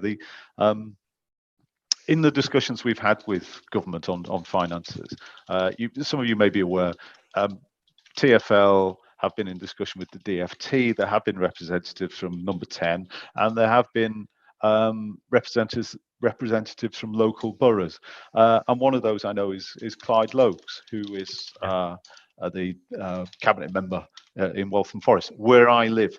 One of the things I did during, I know you haven't got time for this, but very quick, one of the things I did during the pandemic was go in a cycle around the fantastic cycle routes that have been put in as a part of Waltham Forest Mini Holland scheme. I'd like to think that, Clyde has been forcefully in those negotiations, advocating the benefits of active travel, and we'd all do well to heed some of the learnings from that and carry them forward. I'll be quiet now. Lovely. Thank you so much, Mark. That's just been all so helpful and just really quite inspiring that we know we can move forward and just and deal with those challenges as they come along. Because it is uncertain. Let me just caveat. I'm expressing the view here of TfL. We are wedded to active travel. We do need the money that we can share with you and spend on our own schemes. And we really don't know what's going to happen after February the 5th. So whoever's the Prime Minister, we've got to tell them they've got to continue giving us the money to do this. They've been telling us to set up LTNs. We'll let them continue to support our active travel. Thank you. And TfL have been great. Okay, so maybe then we can move on because walking is very important too. So if we can move on to Catherine Jacob, the Living Streets London manager, to talk to us about how we can all walk more. Thank you.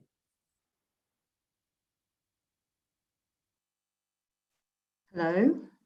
Hi, everyone. I need someone else to show the slides. There was a bit of a conversation about this before we got started.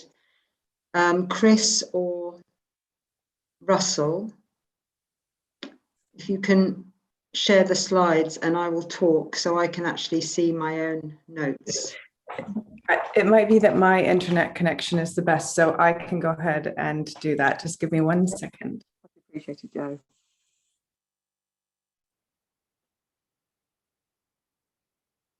I wouldn't trust my internet connection.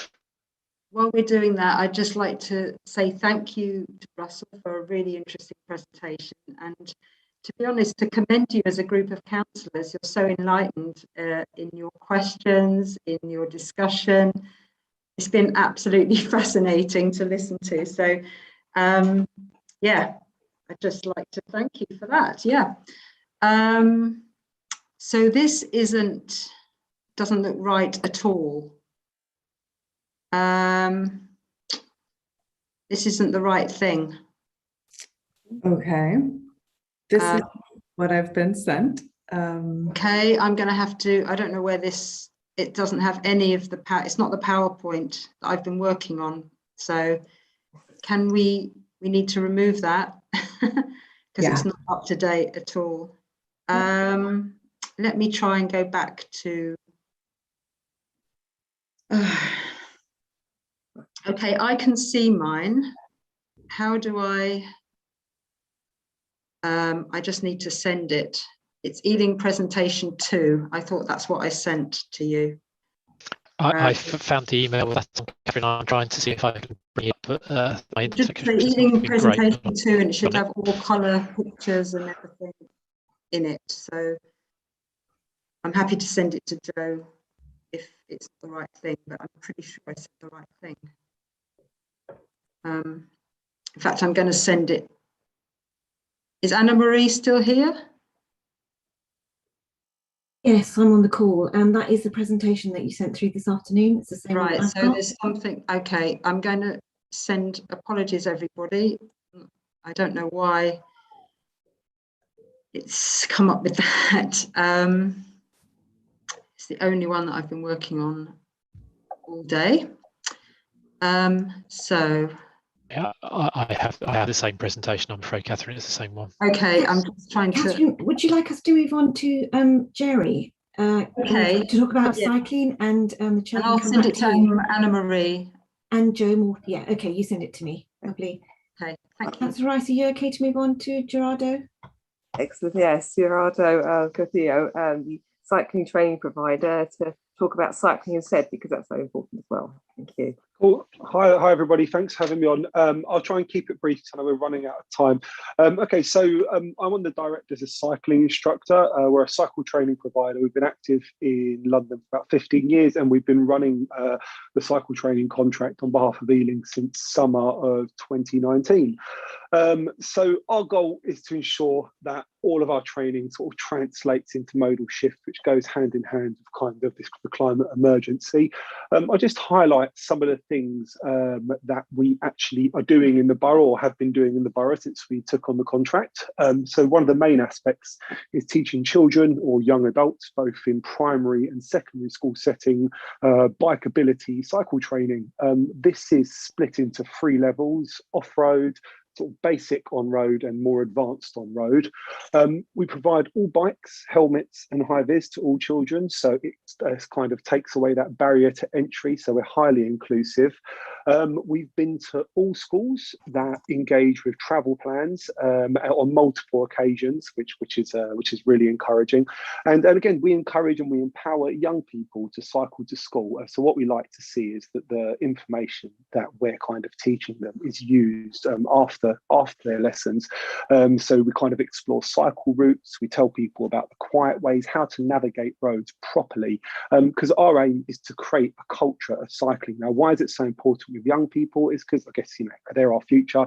So by the time they're our age, doing our kind of jobs, that they won't think twice about getting on a bike and cycling into work like they would do getting a tube or a bus, or indeed driving into school. Into their work. So that's what we're trying to do, is create that cycling culture.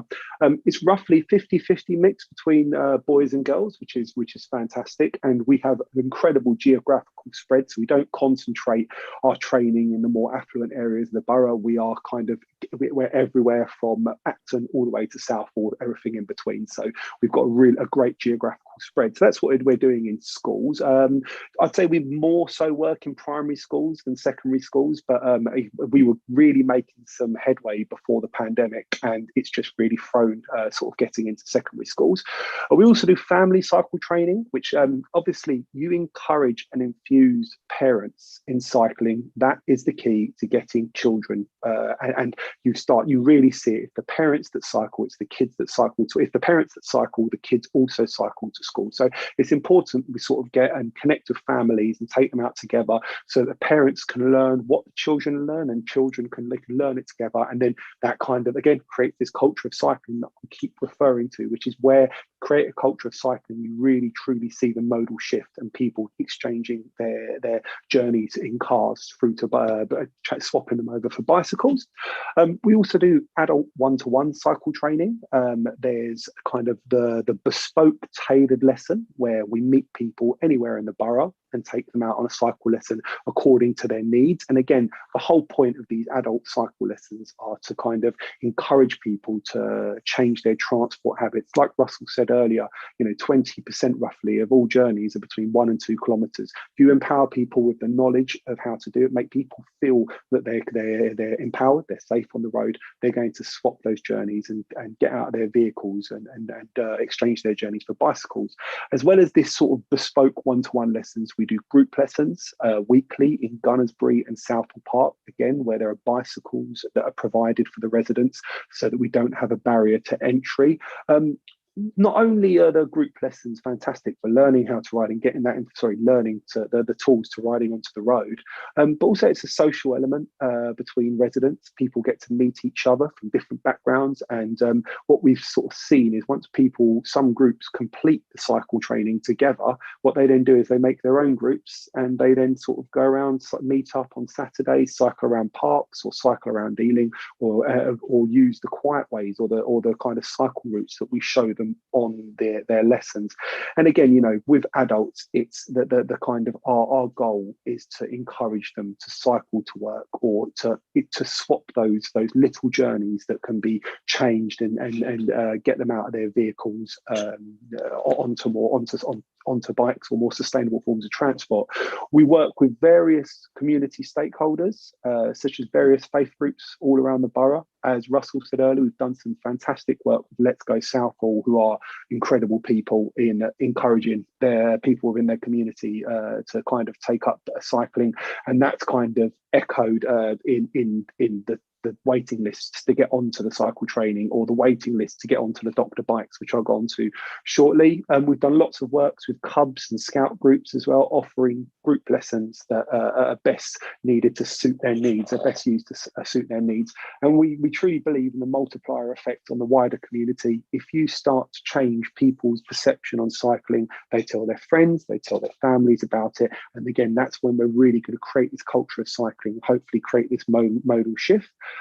As Russell mentioned, we do doctor bikes all over the borough, again, in various locations, sort of doing the full geographical spread, where people can come down and have minor alterations on their bicycles. If it's anything bigger, we give them the kind of knowledge of where they can go and get their bikes done that fits their budgets as well, because again, some people get a little bit intimidated with kind of, you know, trying to find places to actually get this work done. And on top of that, it's very visible. When the weather permits, we've got our gazebos set up, people come up, they talk to us about cycling in the borough, sort of voice their concerns, and it's a good way for us to then promote the cycle training in both in schools and the one-to-one lessons and the group lessons.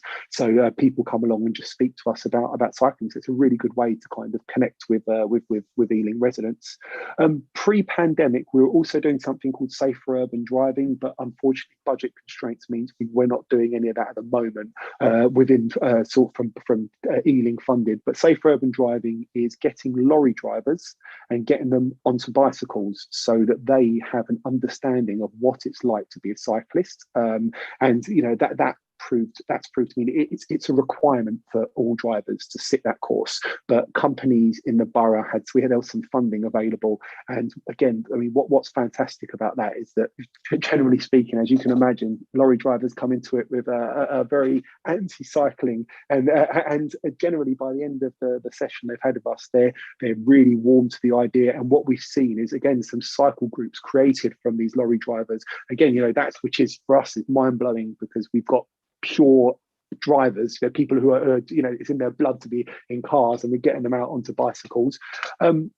We also did something called the Ticket to Ride, which we had planned to do back in 2019. We planned to do it on other years, but unfortunately the pandemic's put spanner in the works. The Ticket to Ride was a festival of cycling, and it was to celebrate everything cycling related in the borough. It was mass cycle rides between North Arla and Pitshanger Park, and then the other way round.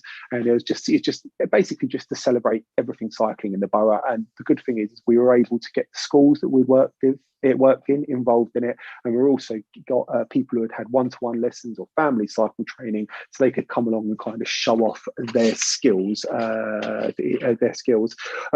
Russell's already mentioned the kind of numbers that we've done. I mean, it's great to see where we spend every penny that we're able to sort of that's there available. So it's never an underspend, because basically there's a real thirst for it in the borough, especially in the schools, which is it's fantastic to see.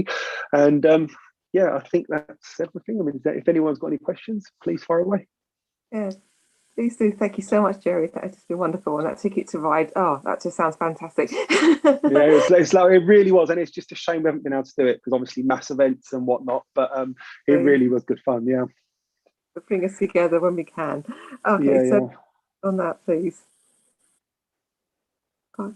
Right, well, no one's got any questions on there. I mean, it's interesting that people have been in touch with me already, just asking me about points that we can look at that in order to try and encourage more cycling, more bike hangers, which of course again comes down to the money. Well, can we get more of those in? One lovely suggestion was some kind of cycling network map. If that's something that could really be worked on, in order so that people know where these fantastic routes are, they could try. I mean, there is more investment coming in with levelling up. As we've got in Northolt, we've got 7.2 million is being spent on actually just improving the whole area in terms of cycling. So these are the kind of things that once that's all in place, it's going to be another addition to that, but we could have more of that in place. As far as I'm aware, the maps do exist for kind of these cycle networks and the quiet ways that are there, whether infrastructure, but Russell might be a bit better to answer. I was going to answer that one actually, Jerry. So yeah, in terms of the maps, yes, that is, again, it comes back to the same question Councillor Driscoll asked earlier about the comms, and I think that there are a bunch of maps out there, but they are dated. Right. We actually are trying to take a new approach to kind of, because I think the original maps were kind of done by cyclists. Actually, what we want to do is actually kind of look at it from a kind of a more novice cycle perspective to try and encourage people. I can see Jerry nodding along there, because I think, you know, good cyclists already know where they're going. This is actually about kind of the more family friendly routes. So we are looking at that. In terms of the cycle hangers, we are trying to put in as many as possible, but they are not cheap. And therefore, you know, there is a limited number that we can put in every year when we have funding, of course. But we are aware that they are quite popular, and I do admit there is a long waiting list. But you know, if there was more money available, we would certainly seek to try and put in more. But you know, they are best placed in areas where there are flats and houses which do not have back gardens, or are terraced houses where actually, therefore, you know, it's about people don't have a suitable location to keep a bicycle. So, you know, the larger kind of places with garages and things like that isn't something that you would need to put a cycle hanger in. But there are plenty of parts of the borough we would like to put them in, but it's all about funding. Yeah, it is. So, just the other points is that I don't know if Jerry can really comment on them, because I've been told that a bike library was closed at the log cabin. I don't know if that's really had any kind of effect on people, and if people have really made comments on that.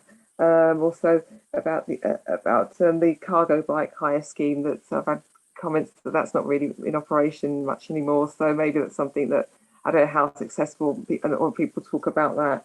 But also it comes down to policing the speed limit of 20 miles per hour. I've had complaints about that maybe a speed camera on Northfield Avenue, for example, a Freedom of Information request found that was not active, and that the police were not doing enough to enforce the speed limit. Now, that was going to be very important for cycling. So I don't know if you've really got any comments on that at all, please.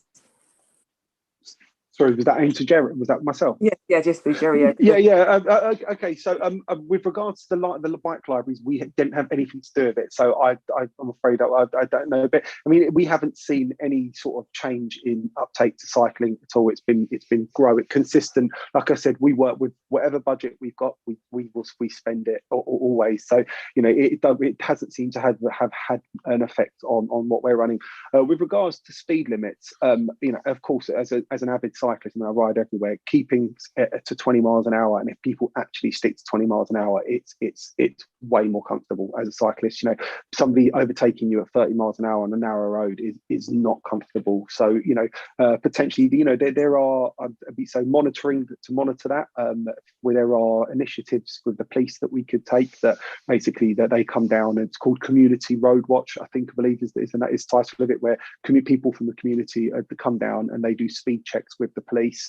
I don't think there's an endorsement from the police if people are caught speeding, because there are members of the public there, but people are sent a letter to sort of guess educate them really on that. So that's something that we could explore.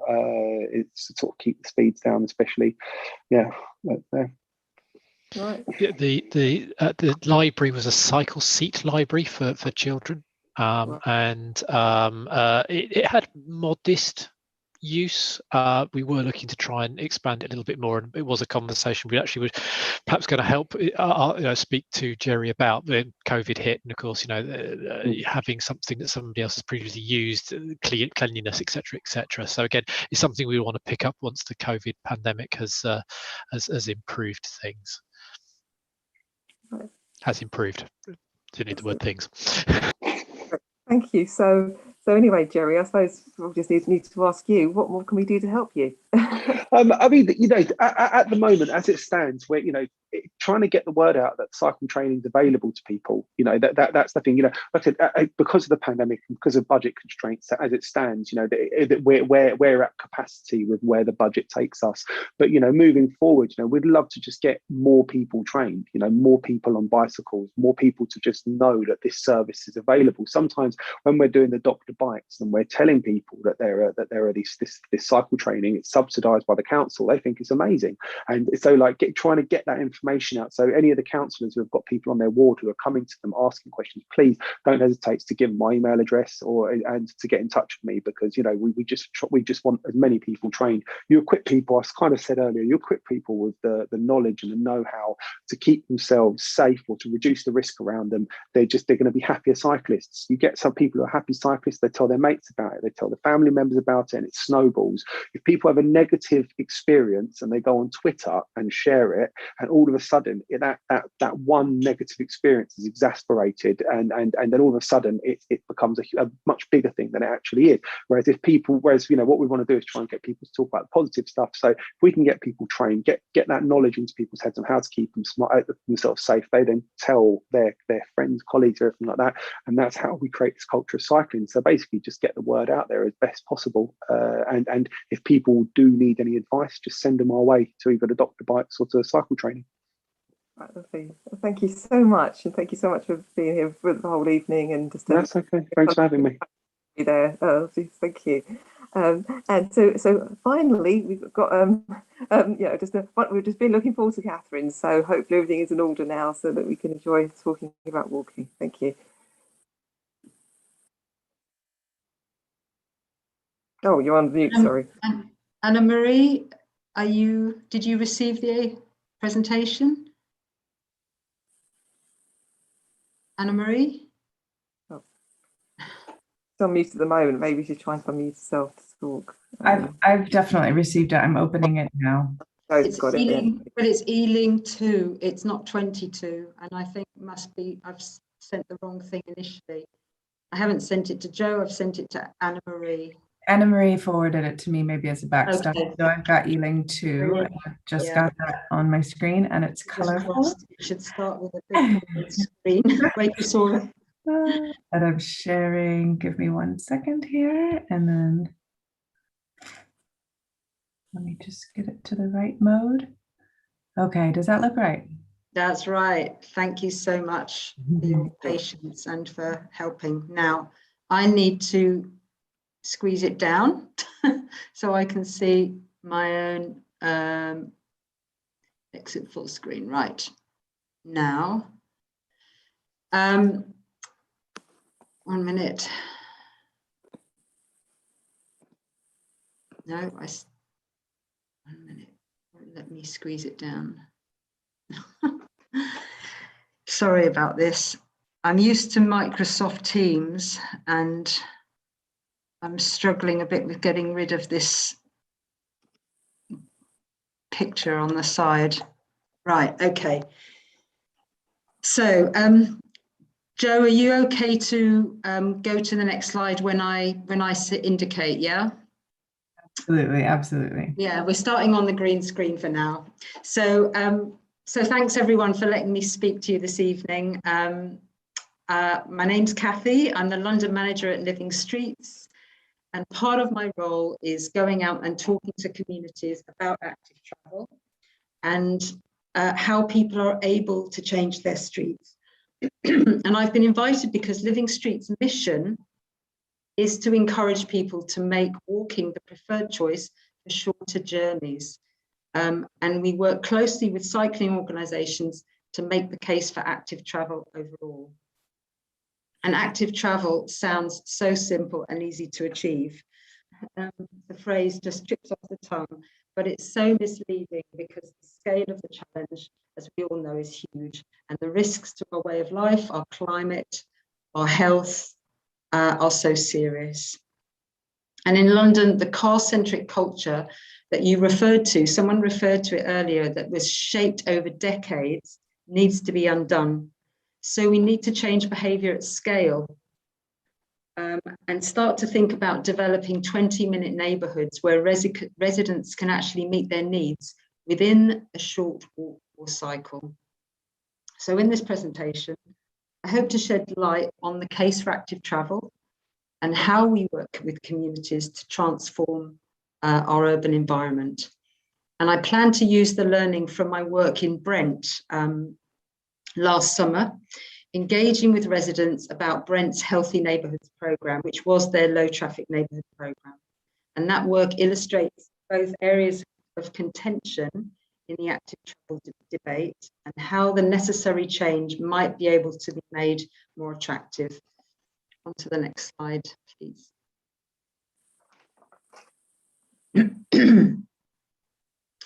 So in terms of context, you already know the challenges that we are facing. You're really well informed.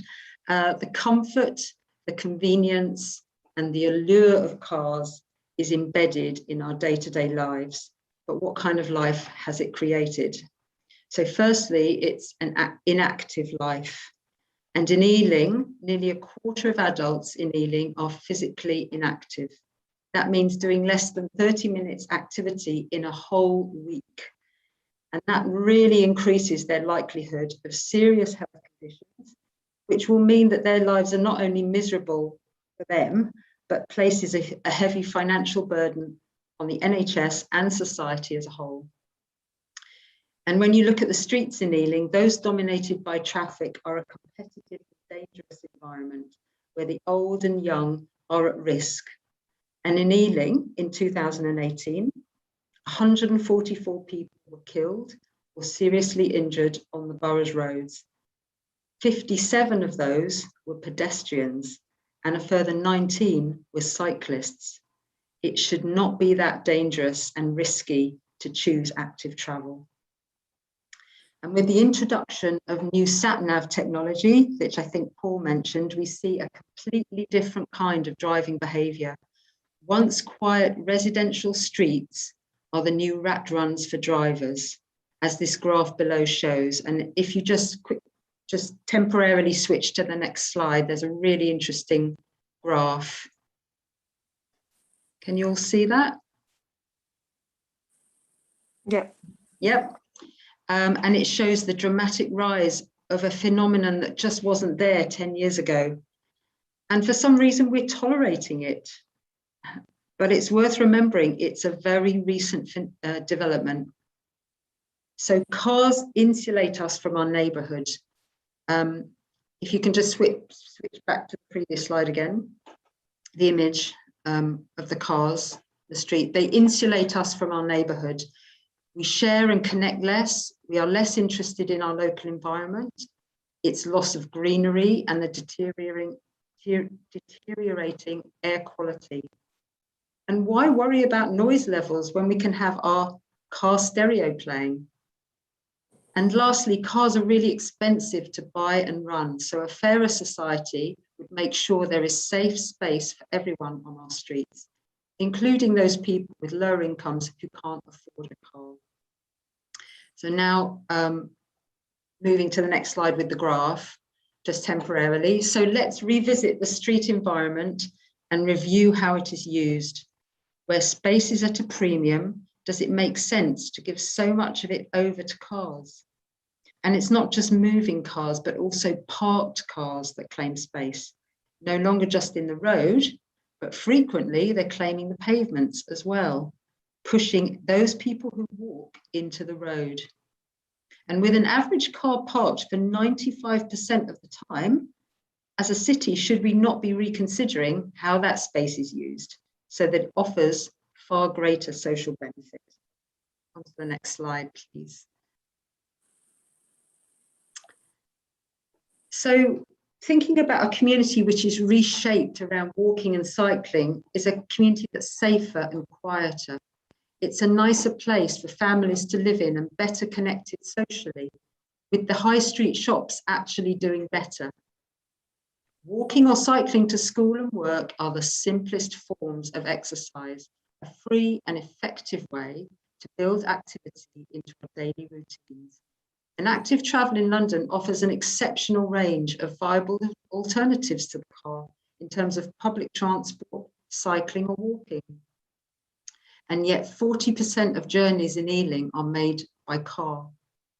And over 30% of those 228,000 daily car journeys, as you've already noted in the conversations, are under 2 kilometres. That's 0.6 of a mile, which takes just 12 minutes to walk. And that suggests that the needs of residents could easily be met without a car because they are so close at hand. And yet at the same time, From my research, car ownership in Ealing is at 95%. Please, you can correct me at the end if I'm wrong, but that is a staggering figure when the London average is only 54%. So could Ealing Council look to make these short car journeys less convenient? In an excellent transport strategy, Ealing has prioritised the development of cycle routes and protected lanes, which will enable more people to choose safe cycling and safe walking. But it's likely without a major shift of resources, as some of you have already highlighted, a comprehensive network will take many years. On to the next slide, please. So I'm going to talk a little bit about Brent, obviously in a very similar area, part of London to yourselves.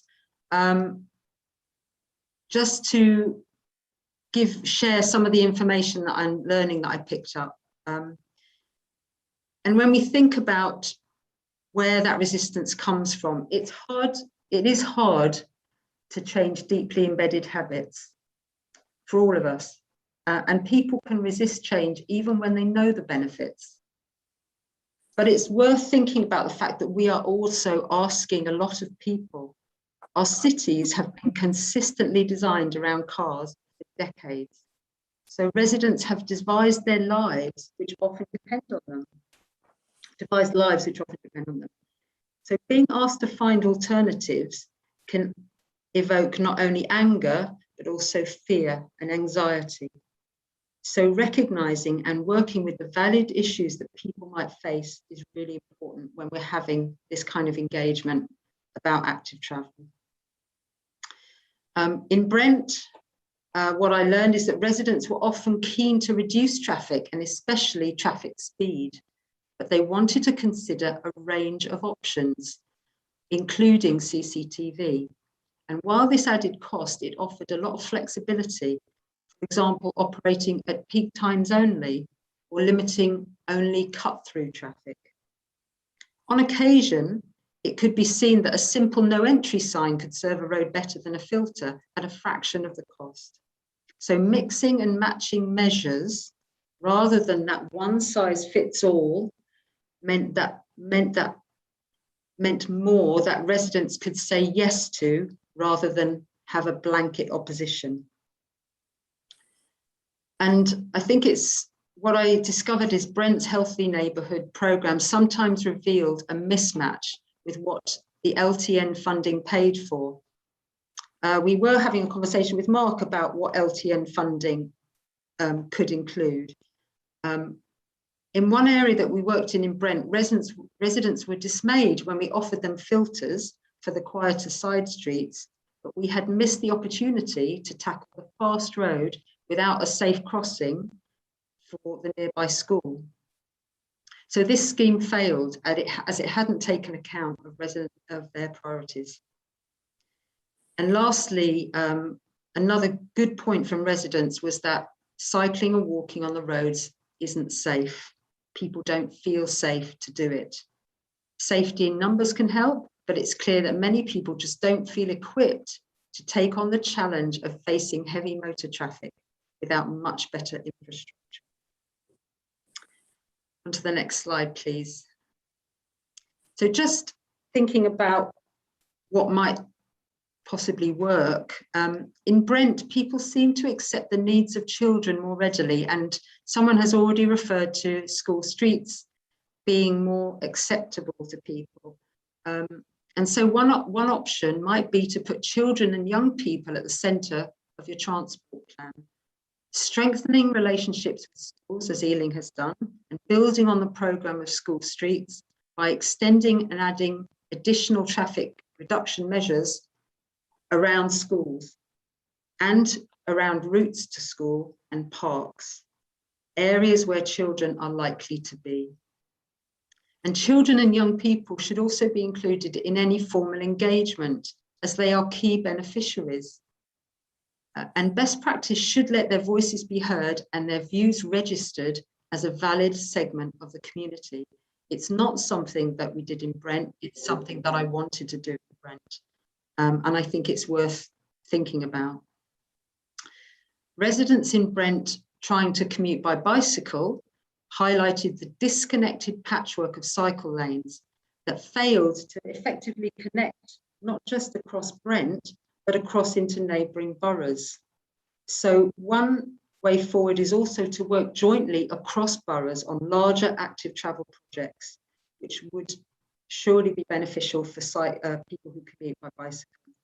And adding colourful signage could also aid the connectivity in cluttered streets. And it might be worth being imaginative with that signage, like not only adding how many minutes it would take you to get to a destination, either walking or cycling, but how many calories are burned. People are interested in this stuff. And finally, the work in Brent shone a light on the absence of enforcement for measures already in place and designed to protect people from traffic. Double yellow lines, speed limits, zigzags were commonly and routinely flouted. In one area, the exit and entry point for the LTN was clogged with vans, double parked on double yellow lines, but never enforced. So before the LTNs were introduced, people want to see the council addressing these issues before new measures come along. Just coming up to the final slide now. So in making the case for active travel, Ealing could maybe consider some of these suggestions. I think it's really important if you have something that is a climate emergency, you use the word emergency, and we know there's an urgency about transforming the infrastructure, behaviours and so forth. That means that Ealing Council strategies need to be ambitious and aligned with these messages. They need to integrate the message about active travel and pool the resources from different departments to deliver change across the borough. Every department has a part to play. So that means reflecting this priority across all strategies, not just transport, but economic, regeneration, planning, health, and education. And ideally, cultivating a travel champion on each of these of the relevant committees. Secondly, to look at reallocating a significant percentage of the highways maintenance budget to deliver walking and cycling provision faster.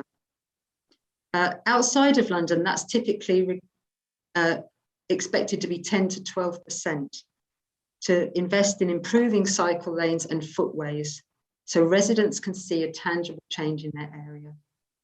Thirdly, enforce existing traffic control measures. And this isn't as a punishment to law-abiding drivers, but to protect people who aren't in cars from reckless drivers.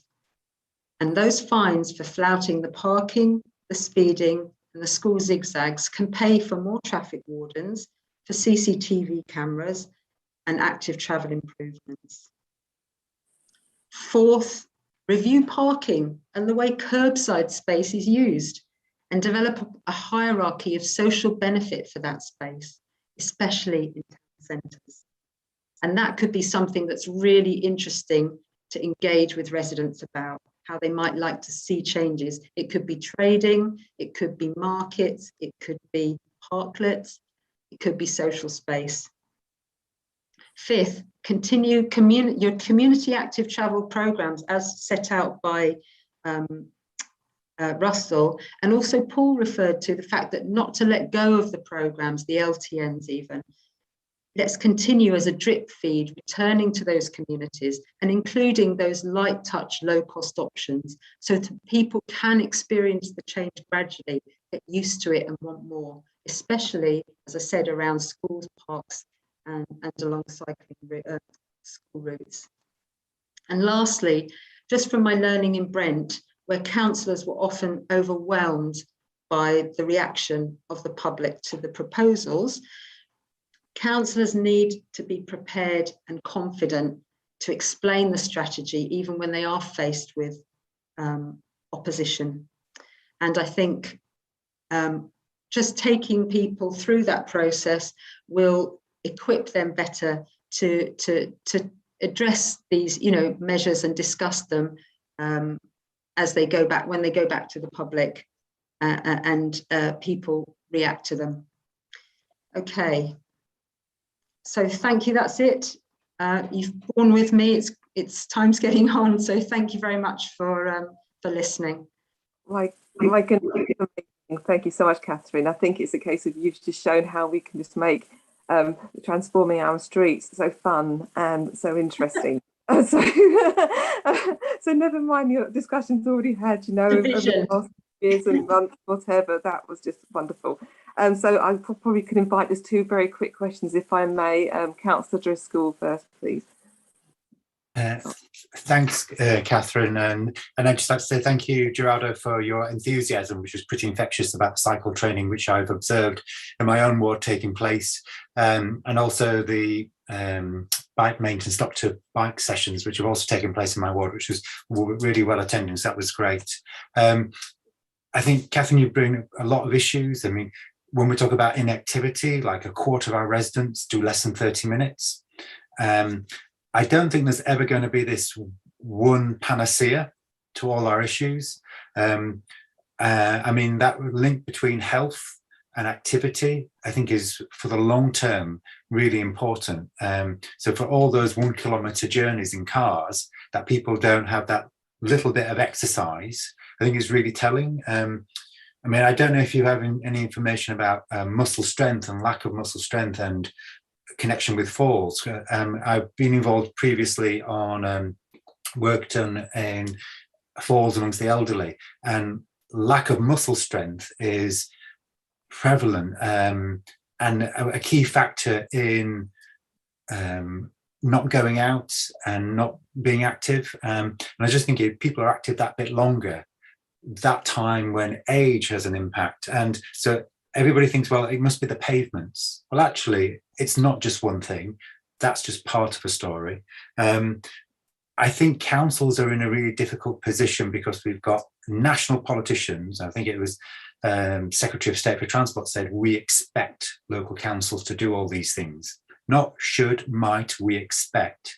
And it's long-standing government policy to like double cycling. I think it was in 2016, Chris Grayling was saying they expect cycling to double and they want to work towards that. Great.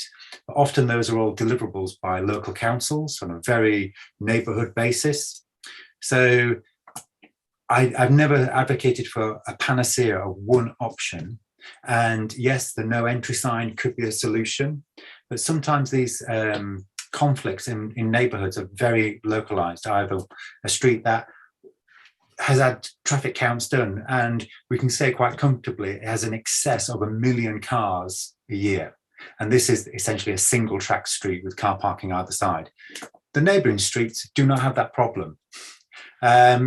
However, stopping the traffic on that, they think about displacement. So I don't think it's right to do a street by street approach, because you just get displacement because the sat nav will divert you to the next available option. And doing some options like CCTV cameras, which allow local drivers to drive freely, does nothing to challenge our 1 kilometre, 2 kilometre drivers. But equally, those journeys are valid for people for a wide range of reasons. But so it's very comforting to know there's no cut through traffic, but it's not the positive promotion of active travel for where it can take place. I don't have a panacea, and I've always thought LTNs should be judged on their merits and should be free to be changed and to be more adaptable and see how it goes. And I think that's crucial if we're going to go forward with any other active travel, that we've got that flexibility approach for what's right for that area. So I don't know if you've got anything else that can add into that from that experience from Brent, because it's really helpful to know how other boroughs done it. How have they done it well? How maybe they've done it not so well? So that learning is really important. So any reflections you've got on those points would be really helpful. Thank you. Should we just also maybe if Councillor Broska wants to quickly make a point as well, and then maybe Catherine could just come back on all of it, because I assume it might end up being something quite similar. We'll see. Thank you. Thank you, Chair. Thank you, Catherine, for the presentation. I've made some notes. I just want some clarification on one point. You said that 40% of journeys are done within 2 kilometres. Well, it said 0.6 miles on your presentation, so I wasn't quite sure if it's 1 kilometre or 2 kilometres. So just for clarification, for maths, it's pure maths.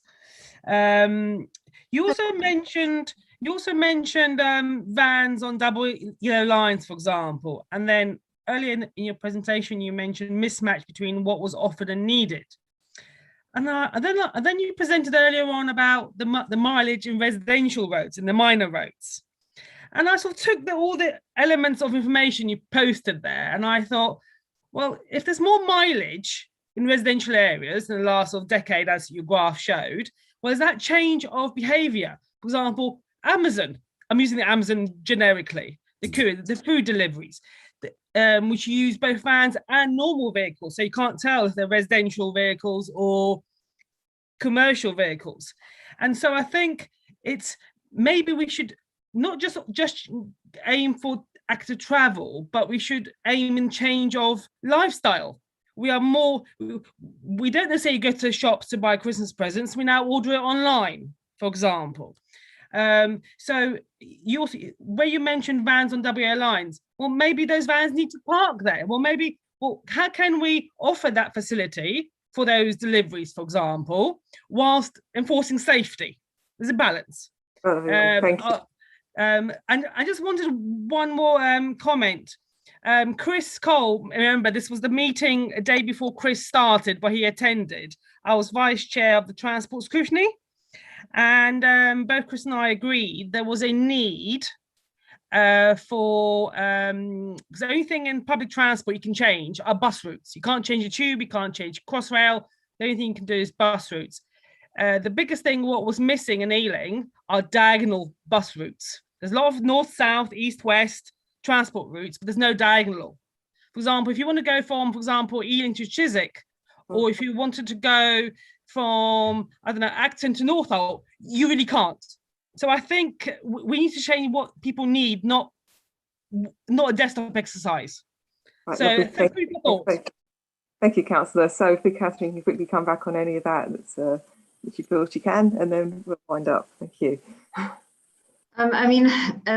Just going back to Paul, first of all, I've got a head full of reflections about Brent.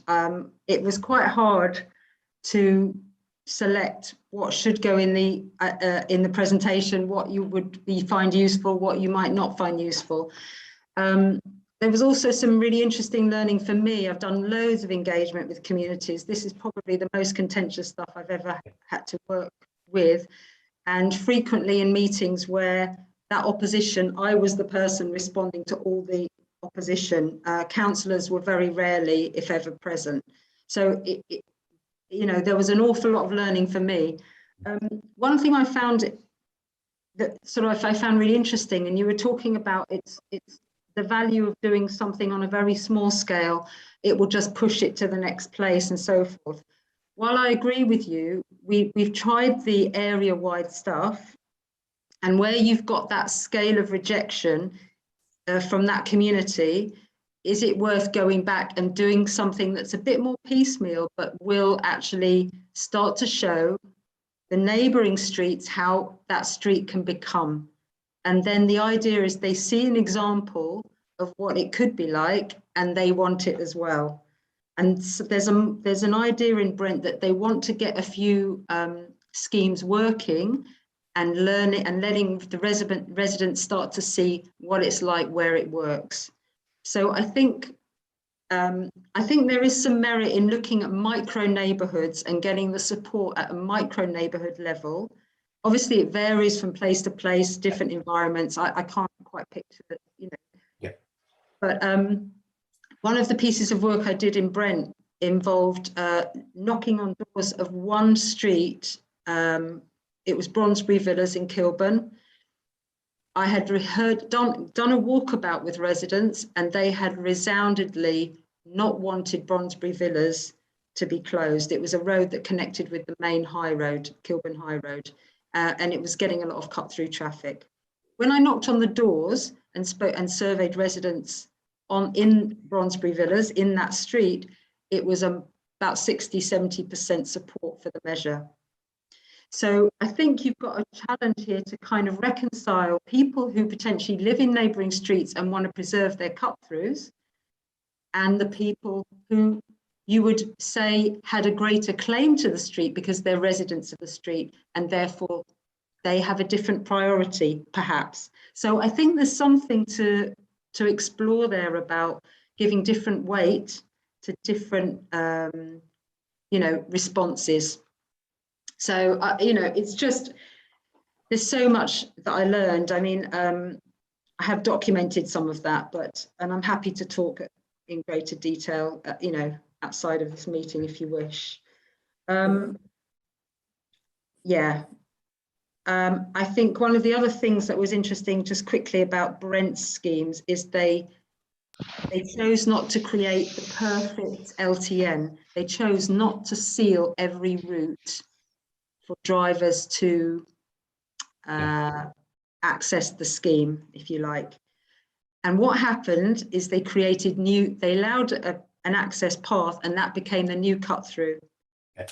In many areas, the road that was left unprotected, or a few streets that were left unprotected, suddenly became the new cut through for drivers. So I think it's really difficult to kind of,